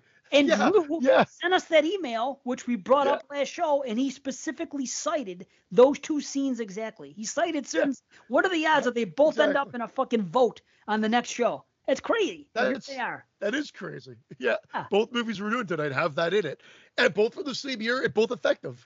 It's always effective. I mean, I agree with Yeah. what he said. And then when they did with Yeah. Gage and the other movie, it works really well. I mean, Well, it's well, like you're saying, this is well paced. It just clicks Perfect. along. yes. It's just whether or not it has enough substance for certain viewers or not. But again, from a horror Fuck. movie standpoint, and again, making me feel like I'm there and feeling tense and unease. The first time I watched it, I'm like, holy fuck, like this is tense, and Blew me away. it's still retained that to a certain degree, not nearly the same degree as the first time, but to a certain degree, for sure. For sure. And I think they did put that him saving the girl so that he had a heroic moment, gave him a little bit more humanity, made him feel like he actually cared about people, gave him that moment of feeling like he could have done something more for the drowning victim. But then also it helps explain like the distraction to allow him to get out of there. True as well. And right. And what do you think? Again, I don't want to jump right to it, but ending, original director's cut ending, the original ending, or the one that no one felt that was satisfying enough, so the theatrical cut. So the director's cut ending is he kidnaps the guy's girl, and you just see her crying and him kind of trying to stifle her screams as the train drives away, and leaves the guy that tortured his friend screaming, realizing that his daughter's been taken from him. What? And I guess alluding to the fact that he's killing his daughter, or which is not of his character, but it's very dark. Wow. Or the him getting killed. Obviously, him getting killed in the washroom is a much more satisfying ending, because obviously he did horrendous things to him and his friend, and it's payback. So it's immediate payback. But he's actually torturing him by stealing the guy's daughter. You've never seen? You can Google it. Here's what I want to say. YouTube it. If you The one I have now, it's a 2-pack with part 1 and part 2 on it. It's a Blu-ray. The first one says unrated cut. The second, Hostel 2, says director's cut. Now, I want to say that when I initially bought the DVD, it played the same way as it did in the theater with the guy. He kills the guy in the bathroom, which I think is great. Yeah. But I think maybe there was an alternate ending on that DVD at the time where you can watch it, because it does sound familiar, but I feel like I haven't seen it in years, since like 2005 or 6 when it came on DVD. Yeah. So I want to say that I have seen that before, but it completely left my mind. I'd have to watch it again to see how I felt about it. It sounds really cool because I love a fucking dark ending like that. That's fucking sadistic as fuck. Wow. So Did he the guy gets flip? off the train and is greeted by his daughter, the one thing about that is I don't think the daughter's with anybody else. So it's just kind of weird because she is young. And she's, Daddy, Daddy. And he's like, oh, okay. And then they have to go to the washroom. He goes into the washroom. He makes sure she gets into the washroom. Then he goes into the washroom, washes his hands I and have his face, seen whatever it. like that, looks, and then he sees a scalpel left on the sink. And that kind of Yes. was like, that's weird. So then he goes outside and then asks two women who are not very helpful if his daughter's there, but they say no, no, and then whatever. And then he realizes that his daughter's gone. And Wow. then he starts screaming, and then you just see Paxton holding the girl on a train, going, and she's like, ah! And she's like, oh, he's holding him, and the train just takes off, and he's like, no, ah! And screaming his daughter's name, and that's how it ends. So it's Wow. dark, but it seems very out of character, and I don't know how he's going to get away with it since this girl is screaming a high heaven on the train. And I don't think they went with that for the sequel. So I think they of stuck not. with the ending of him Right. killing the guy in the They did. washroom, which because I think he's actually being wanted for that murder, or they've got video of him, right? Right. Showcasing him. So they went with that ending. So it's just more of a curiosity thing. Darker ending, but it actually has almost been ignored completely now because part 2 uses the ending of Right. him actually killing the guy in the washroom.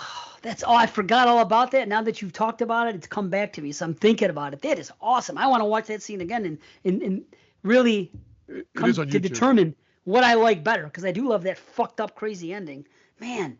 Now, you were talking about before when he sees his friend at first and that whole scene, how horrific it is, but how horrific would it be?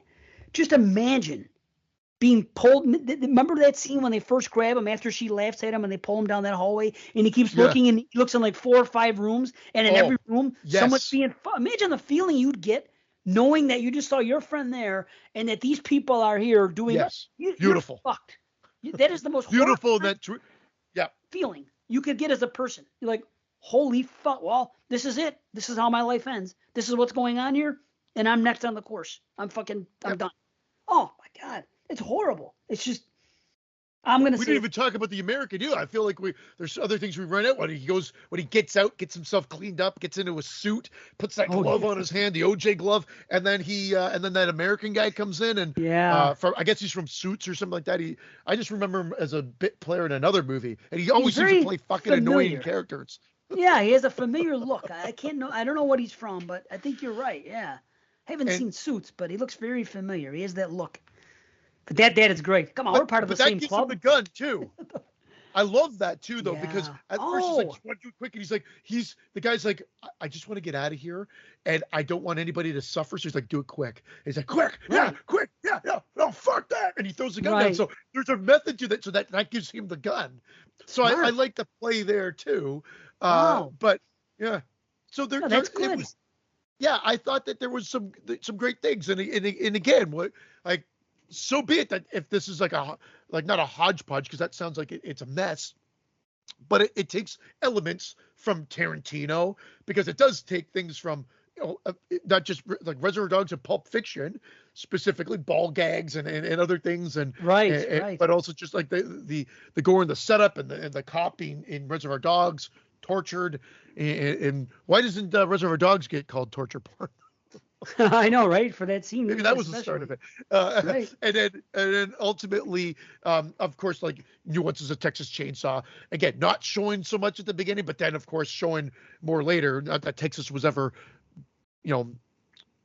visibly gory.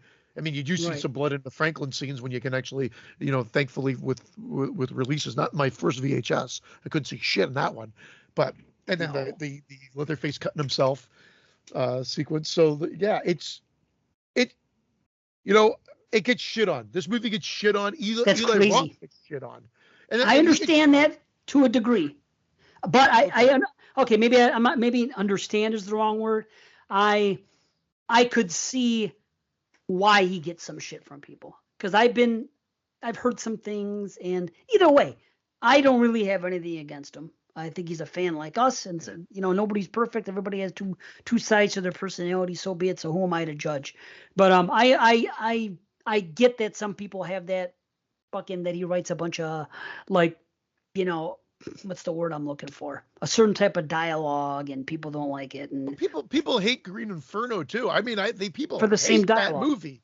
I don't hate Okay, it. I liked I Green Inferno don't hate quite any a movie. bit. I really enjoyed Green Inferno the first time I saw it. Me too. So it's a pseudo remake or his version of Cannibal Holocaust. So be it. Again, you still got Cannibal Holocaust, and you got It's the frat boy shit. It's the bro talk. It's that shit that the people don't like, and of course, it's very fucking in to critique that shit now. And he, well, you know, exactly. Yeah. that's what it is, because just because you're a fucking frat boy and a fucking dude bro, that must mean that you are also a you exploit women and you're a rapist, and you're, especially if you're a white male, Well, and people want to go against that shit. It's just the way it is now, and it's sad, and it is what it is. I guess Eli Roth and Adam Green were both touted as like maybe the future of horror or whatever. Both of them haven't really been the future of horror. They've contributed to the genre, They've made but they great haven't been films. the future, and that's okay. Like exactly. We've gotten great films out of them. And there's two things I wanted to highlight that I thought Sure. the tie-in later, which is really cool. Another, the writing of this movie, which I picked up this time. When they first meet that guy, Alex, the guy that sets them all up, the pimp, if you will, whatever. He basically says, not everyone wants to kill Americans, he tells them. Yeah. Which is cute, because not everyone does want to kill Americans. Some want to kill fucking this and this. They're different prices on the thing. So I think that's a cute little tie-in, right? And then a more serious conversation when they meet the guy on the thing, Edward Salad Hands, that whole thing. His line is this. He says, I like to have a connection with something who died for me. I appreciate it more. So you think he's talking about his food. He's also talking about his prey, which is fucking Josh. He wanted to get to know him and have a connection with him, and he got that connection. And then when he killed it and it died for his needs, he appreciated the whole thing more. I think that's fucking smart writing that I didn't pick up on until this time. It's just little things like that. You're right. And the damn gore, the gore is all fucking top notch. Everything that happens, the chainsaw deaths are good. Every death is fucking great. Great gore, you gotta have it. And the thing with Kana and the eye fucking makes me want to puke when I see it inside with the yellow shit that comes out. Yeah. And then when she jumps in front of the train is great. Heads being crushed. Everything we see. See, this is the difference between this. If you're gonna show good kills in a movie, you damn well better make them look good. This is why this movie is better than those fucking exploitation movies from back in the day and other movies on a low budget. Like when we make our movie, we're not going to fucking try to have elaborate, amazing fucking kill scenes because they're going to look shitty. We don't have the budget. If you have the budget, put the fucking gore on the screen. If you don't have the budget, you got to be creative. Don't. And in this, you got to be creative. You got to be creative. But a lot of exploitation and everything movies else. Do not. You know what I mean? They had this whole shit, and they show kill for the sake of kill, and they show cheap looking gore, and it does nothing for me. This is what fucking gore is supposed to look like. And I want to say K&B has to be involved. I can't remember. I should. I feel unprepared. Yeah, I just watched it too, but I feel like they are too, or one of them, or something, because I do think they were still in their heyday here. This is pre-Walking Dead and everything else before they kind of ventured out into other things. So I think you're right, but it's top fucking. You're right. It's top notch. And if she doesn't look like out of an Italian horror film at the end, after the eye is Howard right Berger. Out of a. Sorry. It is. There you go. So right out of a Lucio Fulci scene or a movie, like I said, with the eye for sure. But then the burn on her face later, she looks like could be a zombie or an extra in like an old Italian movie. Like it is that effect was a love note to there. That it was filmed everything. Like. And it is candy. The only weird editing. Sorry, and you're right. Bad. But the one weirded editing part, I'm sure that there's other people that would complain about some other editing. But the one is the mow over scene where they get hit by the car. I love it. They go down like bowling pins, all three of them. It is a little weirdly edited. That's my only critique from an editing standpoint. I thought that too. Too perfect. Yeah. It was like bowling pins, literally, like a fucking ball knocking three down, and they all go in three different directions. A little convenient. Yeah. They could have maybe just cut out them, showing them go this way, that way, whatever. Yeah. Just hit them, then you see her come back up, and then the other car mows her over. Then you could have saw the aftermath of the other girl with the blood dripping out. That would have been fine. But they do show like boom, ba ba beam, and then it was odd. But other than that, solid. You know what? I have nothing more, and I'm just trying to keep us on track. So, like again, when I first reviewed this movie, I think I gave it a 9. And when I put it on my Millennium list, I gave it a 9. Then when I look at my like letterbox, I think I went down to 8.5 or whatever. But I'm sticking with a 9. I'm going to stick with a 9. I think it was an 8.5, but because it's like out of 5 or whatever, I don't know if I put 4.5. And it's a 9. It's a 9 out of 10. That's good. Well, the fuck I'm talking about. I can't help it now. When I think about this movie, I have this on a pedestal. When I sit down to watch it, I'm excited to watch it. There's something about this movie that separates it from a lot of other movies in the fucking 2000s, especially in 2005 and in this time period. And I do think it's that damn good. And it's a 10 out of 10 for me now. Awesome. Yeah. That's how I feel. Great. I'm glad. Yeah. And that's why I was thinking that's what was happening, because you're saying both movies have been like affected and both have changed, and I thought you might have gone up to a 10, which is great. Yeah, like, it's amazing. I love it. Awesome. Yeah. Well, that shoots us into our hold on, I'm not I don't have it up on the screen yet, but I will have it up. Oh, and I forgot to mention, I've been wanting to say this term the whole fucking night. Of course, my horse. I love that. Of course, my horse. I don't know. Gotta wedge it in. That was totally wedged in. It's great. It's great. But so my wife is still mad about this movie. I took her to see this movie, and she thought it was going to be. No, I didn't take her to see it. We weren't together. I showed it to her. I can't even remember. Maybe that was part 2. Fuck, I gotta remember. Either way, whatever. It doesn't matter now. But she thought when I showed it to her, she thought it was gonna be like an action comedy. She goes, "I'm still mad at you about this," because she hated the gore. It was too much for her. I thought it was gonna be some action comedy. The way you were talking, I didn't know it was a horror movie. I'm like, who the fuck? Who am I? Of course it's a horror movie. Anyway. Well, the next movie is House of Wax, 2005, and I'm gonna butcher this director's name, even though they've done 3 good movies. A few, some movies that a lot of people hold in high regard in the horror genre. Jaume Colette Sierra. I think I probably butchered that. I apologize. A group of teens are unwittingly stranded near a strange wax museum and soon must fight to survive and keep from becoming the next exhibit.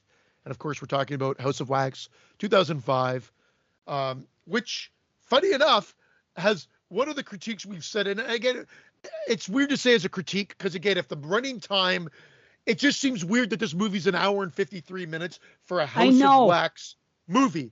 But I actually a little bit in the second act, leading into the third act, a little bit, but I do actually give it a little credit for taking its time to build. Like the first act is actually quite good. I agree. You get to know the characters a bit, and you're like, okay, now anybody looking for a true blue maybe remake of House of Wax is going to be disappointed. Right. But again, I wasn't expecting that necessarily. Another unfair criticism will probably be, Paris Hilton is in this and she is shit. But she's not. She's fucking fine, dude. She's fine. She got a Razzie. And if you know what, if her name wasn't Paris Hilton, if this was anybody else, nobody would have been saying fucking boo. Right. She was just another chick in a slasher flick. That's what she would have been. She's fine. She's not. And you go, I think they put in things like, did they use, I don't know if when the sex video came out, but there's a part with the guy with the camcorder. Right before this. It was right after this. Or no, before.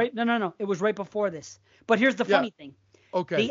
My note says that's a cool. They kept referencing it, but Paris herself has said that was already in the script. Now, could it be bullshit? Okay. I don't think she has anything to be embarrassed about. So I don't think she has a reason to lie. She's rich as fuck. She probably did this for fun. You think she had to do a movie to get a couple $100,000? I think she wanted to break more in acting. And again, it didn't work her way, but she's passable in this. Could she have carried a whole movie? I don't think so. Not a movie I necessarily would have wanted, but she probably could have. Like, there's been a lot worse actors and actresses out there that have a movie on their shoulders. But anyway, the reality is that she's fine. And there was, I think someone said that's hot in it or something like that. They did. Someone did say and I thought that was funny That had to be wedged in I agree but with that. besides all of that, I mean, setup, cool. The actual, I get it. The reality, there are going to be holes in this fucking movie that we could drill through left, right, and center. I let my Well, mind go. There's enough passing dialogue to allow it to have happened. But a that's fair. whole house from fucking top to bottom be made out of wax is super fucking cool. It's But it's fucking also great, kind of ridiculous too. But I love it because of the set piece we get at the end dude. of the whole thing. It It's brings the movie fucking up. great. Yeah, That the that only the fucking only set piece, the melting, yeah that fucking last act, the climax of that film yeah. brings the movie up a fucking half a point for me. That's Oh, that's how good. good I think it is, and I think it's one of the best practical effects. And the director set out to put as much practical. He fought for it. I want to put Yeah, as much practical effects in this movie as I possibly can, and he fucking fought for it, and he got a lot in there, and he got his money's worth. Again, and another good kills we gory. see are good. Yeah, yep. That's it. Again, agreed, and that's why it made my slasher list. I remember I saw this, I liked it. I watched it again for the year of the slasher, and I'm like, this is why do I feel like, because again, I don't want to say no one ever talks about this movie because I'm sure it's been talked about. It just doesn't seem It got picked. when I looked, it doesn't seem like it gets talked about enough, and it did get picked for this show. And maybe people don't. Maybe people love it. They wanted it. Maybe people thought we were going to shit on it. I'm not shitting on it. I like this movie. I like this movie a lot, actually. And the kills are great. And the way I say it is, like, maybe we don't see the beheading per se, but the way it's done is even cooler than seeing it, because we've seen beheadings multiple times before. So now the guy throws 2 knives down, and we see in the foreground, he pulls the Yes. body from the background, and then we see the head roll off. It's Yeah, even cooler it is cool the as way fuck. That because whole that scene. is exactly, that's choreographing a kill. So like a dance number, they choreograph the kill, which is what I love. It's like Dude, Argento-esque in a sense. And yeah, I said that. I'm not talking about from through and through, but I'm talking about from the structure of a kill. That is really well done. The Paris Hilton one is just more to the point, no pun intended. But that thing right there ahead, boom, it's effective, cool. It's cool. boom, and it's And they gory. show more on the camera. They pull back on it, and it's Yeah, fucking gory. It's cool yeah. shit. Totally. So the kills are good. The kills are gory. We haven't even gotten to the fact that her boyfriend was turned into wax, but he's still so fresh that his It's eyes are great. moving Oh my still. And god. then when the guy tries to help him, he gets half of his fucking face sliced off, and it's so gross and yet so cool.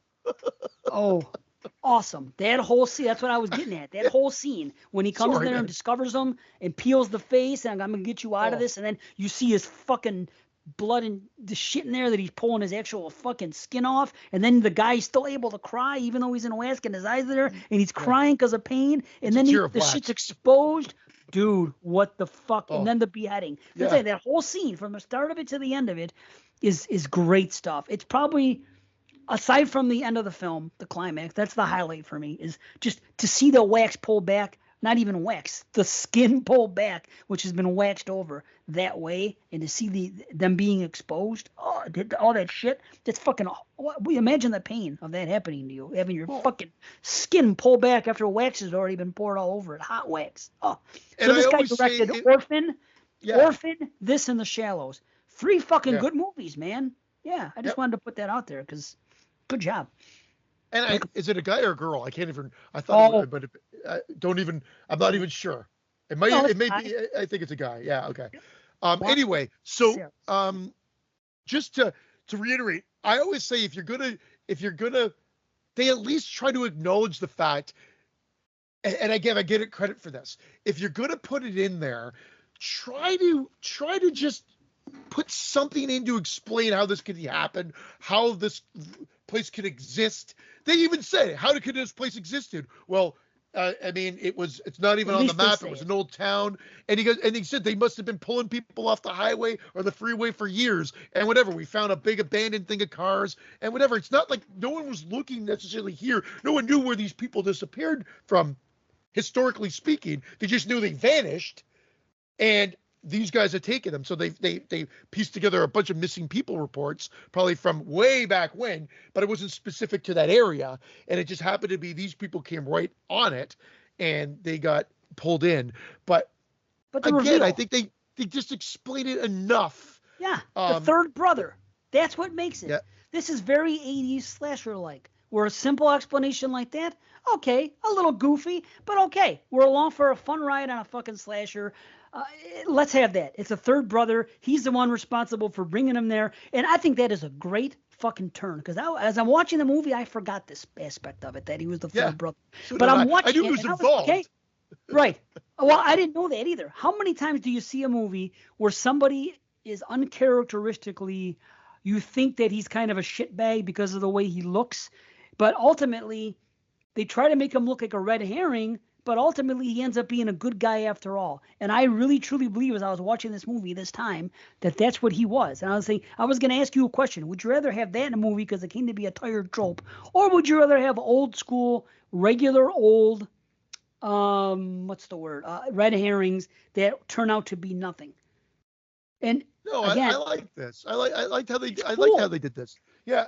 And it ends up not being a red herring. It ends up being they pull a little switch on it, because you almost feel bad because they go, I'm just trying to help. And then you look back and you see the big city guys making fun of this guy because of his fucking teeth and his appearance or what he does for a living, and shit like that. And you're like, okay, they're looking down on him. Actually, don't judge a book by its cover, right? And that seems like that's what they're going for, especially House of Wax. Don't judge a book by its cover. Things pretending to be things they're not. And they even say that earlier in the movie. As a critique about the one guy says it about the other because he doesn't like anybody because he's just, bitter. So that's going on. But in fact, it ends up being that he wasn't on it. And I think that's a cool little thing they put in at the end. And it explained it enough.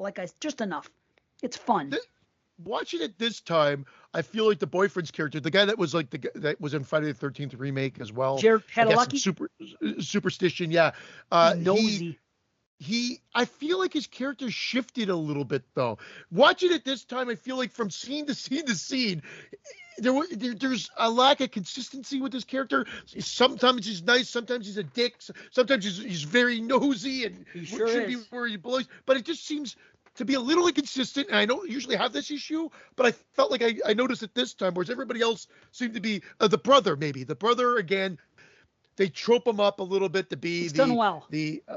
But he pulls it off. But he wants to be better, and he wants to help his sister, so they pull it off there. Something about the boyfriend character, it still works, but like I said, I noticed something, or something felt off scene to scene to scene. And again, it might have been the way they filmed the movie, but then that would be his acting then. That something didn't feel consistent. See, I don't know. With him. I think it was done with intent. I think that he's a little agitated at his girlfriend because of the way that she lets her brother kind of take advantage of her. Like in a way, like she enables him.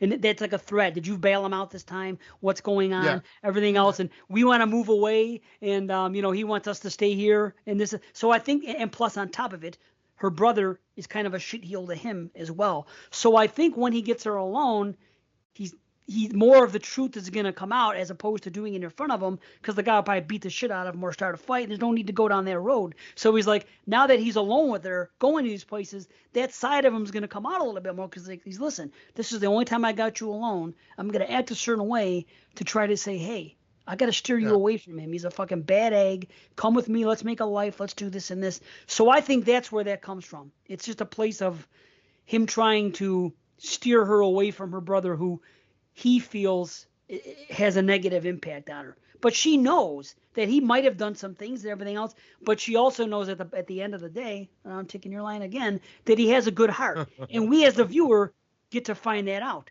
And we find out later why that guy bailed him out, because he took the rap for him. Yeah. He's like, well, I already have a record and you don't. So fuck it. And he feels like he's negatively cast. I'm the evil twin. She's the good twin. And I love her. I'm going to say it like I said about what's her name in Texas Chainsaw, The Next Generation. She is a fucking great and underrated final girl. Nobody talks about it. She's fucking brave when she takes the wheel, when she doesn't want to let the guy in, and she grabs the wheel and she's laying down trying to steer Texas Chainsaw, the beginning, you mean? No. Remember I was talking about what's her name in that shitball movie, saying I like her as a final girl? Oh, yeah. We thought you were crazy. You're right. You have to. I mean, same here. You're right about you're. I'm wrong. You're right in the sense of I forgot about you saying that. I just don't agree. Well, that's okay. You agree about this one though, no? This Oh yeah, girl yeah, being a yeah, great final girl, I think for yeah, sure. yeah. She's never talked about, but watching this movie, I'm like, you know what? She has it together. She has a good head on her shoulders, and when there is danger present, she knows what to do. She's not fucking around, and it's a good, you know, it's a good character. I really like her. I like most of the characters, honestly, and that's something you need. Yeah. Even Well, Paris. that's what I think elevates it. Now, we did say it's a little long, and the reason I say that is Yeah, because 10 minutes. again, you're right. There's a little too much looking around where they could Thank have you. condensed it a Yep. little bit more so, and it would have not been at the detriment of the movie. Because again, the movie does a great job of setting it up and does take its time. But then when we get there, the one fault would be that it takes too much time to get to have them go from the gas station up to the house and then down, then they're down here, and then one person's captured and the boyfriend comes. It could have been definitely or Hmm. the brother comes. It could have been condensed 5-10 minutes, Yeah. and again, I think that would have helped the pace, and possibly even elevated it higher, because the production value of this movie, it looks great, and like we mentioned, the practical effects look great. Well, It doesn't let me say or were you gonna this say, well, okay, about the production value. It's well made, but this has that look of a 2005 film with a lot of the colors washed out on regular scenes, which I don't like. It's a product of its time, kind of the okay, way a lot of movies in 2022 have a certain look about them. Which in future we're gonna look back on them and say it dates the film. It's not horrible, but it's like when anytime they're inside, indoors, and or in the dark, it has this color palette over it where you don't see any crisp color. It's just it was a product of its interesting. time Okay, I where they didn't had a notice that there. really. I'm Like the surprised. Saw look. The The Saw look to a degree. See, I like it in the yeah. Saw movies because it gives Saw movies a certain distinction as being Saw movies. I don't like when other movies try to do something like Saw movies Okay. like that, and it became a thing. That's all. It's Well, very noticeable. You put I that like the movie look of in it. and say, "Hey, what fucking time period is this from?" And I bet you somebody could fucking tell you just by seeing the look of the Well, film. no, That's all. we can. I don't think the general public would fucking know shit uh, at all. To be honest, I think you talk to people that love watching movies and will rewatch movies. Maybe, yeah, they might be Maybe able you're to. right. But Maybe it's us. the Yeah. score, the score, the actual score, when they allow the movie to have the score, it's actually a great score. It is. But I agree. It's again, just we get too a lot of much. soundtrack. Well, Well, the and I like a bombastic lot of the elements, songs. yes. I'm talking about the theme itself. Yes, it's Yeah. bombastic, which is to me to its deterrent. Even though Halloween has loud music and Friday the 13th have loud music, it's just done differently and it's executed differently in those movies as opposed to here. I can't explain why, because I know I'd be a hypocrite to say the music's too loud. Well, the music's loud in those movies too, but something about the orchestral fucking bombastic fucking thing and jump scares and certain scenes. I just don't like it. It also dates the films, and I wish they were more. That's one way. Maybe I'm just a homer about 1980s. I really do. I think it's better when it's done subtly in the 80s with the score. It's just done differently. But as far as the soundtrack, there was a hand that was a little bit overplayed, especially in the first half hours. One song after another in the Yeah. background. Granted, I liked the music in some cases. They had fucking The Prodigy. They had fucking Marilyn Manson. They had Deftones. They had good jams in there. Not all of them, but half of the music I like, and that's saying something considering they played probably 12 songs in the fucking movie, you know? But again, it's a product of its time, I think, and that's something that you're going to look back and they don't do that now. When do you see movies Was with it that many songs in it? was it Dark? Is it Dark House or Dark Horse? I can't. Dark House Productions. Is Oh it yeah. or is it Dark Horse? I can't remember now. But they're the ones that do all the. They pretty much did all the remakes, like pretty much of. It seems like of Vincent Price movies. Oh, and House by on the way, Haunted Hill. that's it. Like, And the guy was named Vincent for Vincent Price. yeah, Did you check that? You know? yeah. And right? It's funny. I totally knew. I saw that. Never didn't even think of the connection. I was like, wow, that's not like me. Yeah, and dude, in the original House of Wax, there's a fire in the beginning where shit gets fucking burned down, And in this movie, it's the opposite. They had the fire at the end, and the whole place melts. And then what else? What else? There was a couple other tie-in too. Oh, there was a Victor when they were looking at the doctors' awards and this and that. The guy's name was Victor, which is basically a reference to Victor Frankenstein because of the kind of shit that the fucking guy was doing. Little things like that. And then the thing with the what movie's playing at the theater that the guy constructed, Whatever Happened to Baby Jane, which is about two sisters, and they have the whole thing with these guys being two brothers, and then you have the other twins. These guys are twins, and then you have the twins over here. There's other things going on if you look at it. You know what I mean? Which it is well done. But here's the thing. They dropped the ball because when you look at those fucking high chairs, the first time the boyfriend and the final girl go in the place, you see two high chairs, and one of them is prominent. It says Vincent. And then right next to it, the other one, which is kind of in the dark but still visible, says Bo. And we already know that this guy's name is Bo that works at this place because they sent it to him. I don't know if they wanted to let us know or it's the advent of Blu-ray and high definition and us able to see that now. I don't know. Well, but it seems like it's something out at that point, wasn't it? Yeah. Oh my God, my doesn't dog. It seem Sorry, like guys. It's something you don't want to reveal? Don't you think? I mean, you find out. Yes. Sorry, my say dog Cletus? is just going in Ketis. Oh, Cletus, like Anthony Kiedis. Yeah. That's There you go. I know it's. It just drove me crazy there. Yeah, they did Ghost Ship, 13 Ghosts. Wait, sorry, I'm not. No, it's just similar. I'm trying to get the name of the damn company because it had that distinct with the castle and whatever and right. Why I can't find it Dark now? Castle?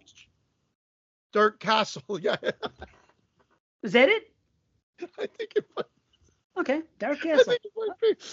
I was saying Dark House because there was a Dark Horse pictures, but it's Dark Castle. I got the one with the castle in it.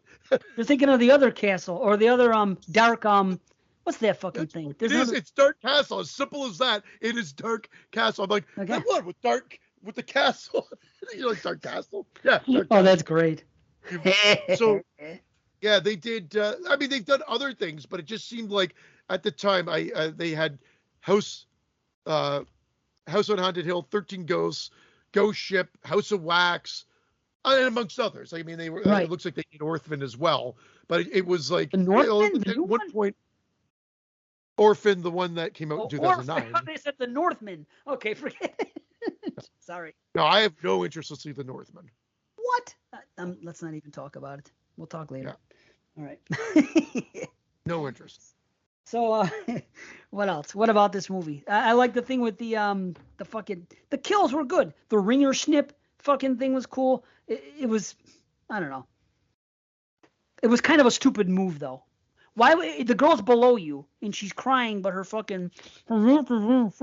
mouth is fucking sealed shut with the fucking glue. So she's trying to get out. Glued. So she's down there crying, going, it's like Miss Piggy. But why would you hurt her? Don't you think if you cut off her fucking finger that she's gonna cry even harder? And that's exactly what happened. What are you doing? I mean, it was cool to see, but it doesn't make sense as to why he would do that. No, just to punch her. I mean, I don't know. It was almost like he was playing with her. He was like, you know what? I got to do this. This guy's I'm going to get this guy. I think he's just at this point, he's like, oh, well, it's all unfolding. I'm going to just play with her and whatever. But you're right. It just seems kind of stupid. But she's just trying to get like the little figure of the crap. I just would have stepped on it if I were him and like fucking like dug into it a little bit maybe and put my heel down on it. What about the whole... Was the whole charade to have was their whole goal to have a town, not just a house of wax, but a whole town? Because that's what the guy just kept doing more. Yeah, like creating the people that opening the curtains and which was and everything great. else. Vincent just kept doing more and more and more. He complimented. It was a great job on the town, by the way, because he was mean to him. Then he felt bad. He's like, okay, well, you're doing a great job. So he just kept doing. The guy was gifted. He just kept doing more and more and more and more. And it was cool. Yeah. Then the reveal of the church thing, and it's great because she goes into the church earlier. That was good because the look on the priest's face looks like he's shocked that she's coming in. A little bit of a fucking movie convenience. Okay, yeah, but of course, cool. But. Yeah, that's cool. A cool reveal. That was a cool reveal. You got to throw us off the track a little bit, without and then you start realizing that it's not what it seems, and it's fine. I mean, that's what You do. It's like, it's good when a movie can do that, and if they do it well. And I think first time you watch it, they do it well. Right. And then Bo is the bad twin, not fucking Yeah. Vincent, who's the quote unquote freak. Bo is the fucking one they had to strap in. The one that fucking had the the deformed face and the missing eye was actually the well behaved one, and the one that just so happens to be gifted with the fucking in the art of doing the wax stuff. And it is a sad story. You hear him tell it and this and that and everything about it. It is a fucking tragedy. And again, it's typical. It reminds me of like what's that movie, Hell Night, when they talk about the fucking family and back there and they had the kids and people died and whatever. And the guy was a doctor. It's very much like it's more like an 80s slasher than a 90s slasher. Maybe it adds to the enjoyment for a lot of people. It just has that, Well, I mean, like I said, I was like watching it. And again, if you haven't watched it in a while or ever, check it out. You'll be pleasantly surprised. Don't let the Paris Hilton factor, if it did even play into you not watching it, play into it. I mean, there's much more going on here. And like I said, it takes its time. An almost 2-hour long movie. Again, whether a valid critique or not, it just seems too long for this type of movie. And I think it does hinder the pace a little bit, as we mentioned in the second act, as we've discussed. And I'm only bringing it up again because I was surprised. I forgot that element of it when I put it back on again. I'm like, oh shit, this is almost 2 hours. Yeah, I was disappointed. I was like, fuck, I watched all last night. I'm thinking they're both going to be short. I know the one's 90 minutes. I'm like, what? Fucking this long? But it's okay. Again, 10 minutes could have been cut out. I'll tell you one more thing I like was the knife in the fucking guy. And he walks by and it's stuck in his fucking throat and he steps on it and puts it in further. Yes. Oh, I love that shit. Just like what Michael did in Halloween Ends or Halloween Kills. I fucking love that shit. Well, because what happened is it turns an off-screen death that you're like, which is done for a reason to get someone to get the other character to get the hell out of Dodge, and then turns it into an on-screen death because the guy's like still kind of he's alive, even though he's not going to recover necessarily from it, but then he's definitely not going to recover from it because the knife was then stomped on to make it go into him deeper. It's great. You're absolutely right. And then that whole end set piece with the melting house of wax. My only criticism there is, have you ever dipped your finger in a hot wax? Oh, fuck. It fucking is hot. And they're just clawing their way through it. Yeah, you're right. So it's lukewarm wax, but still, to get out of it, it's hot wax. It would be scalding them, burning them, and whatever. I'm willing to overlook it because it's so fucking cool. When they come out of the name House of Wax, which is physically the name of that house of wax, and they come out of the name, and then it's also falling down into its own little cavern, and they kind of just narrowly escape out of it. It's so well done. It's so well done that I'm willing to forgive the fact that they would be burnt. Yeah, I'm along for the ride. Ultimately, yeah. Oh yeah, but it's okay. We're along for the ride. This movie basically is this. It's like Tourist Trap. If you like Tourist Trap, it's a lot more like Tourist Trap than any House of Wax movie, but it's done slasher style. That's what it is. For me, it's a 7.5 out of 10. It came up. I went from a 7 to a 7.5. I really enjoyed it. And you know what? I gave it an 8 when I did the Year of the Slasher, and that's why it's so high up on the list of the slashers. And I'm just a little bit lower at 7.5. I just came down a little bit. I was like, it's still thoroughly enjoyable. There's nothing wrong with it. I just think when an 8 is, as we can say, an 8 is great, and I think it's very good to great. If we're doing those quarter ratings, maybe it'd come in between, but 7.5 is good. That's cool. All right, well let's do our generate for the next show. 65 to 2014. See what number comes up. Oh, the year of my birth. 72. You get the year of your birth now. Yeah. Wow. Oh, cool. Well, so that's next show. Once again, we'll figure it out. That's awesome. We'll take it offline for that because I'm sure there will be a ton to look at and to deep dive into. And we'll do the same thing. We'll do a poll to get everybody to kind of be part of the process. I love this. I mean, honestly, even the BS shows, I feel like we could do it because really, at the end of the day, we talk about the movies. Well, this one we did a little bit longer than usual, maybe because of the passion involved with Hostel as well. But you know what? Like, I mean, it's cool. I like the year of the year, even though the name, that name.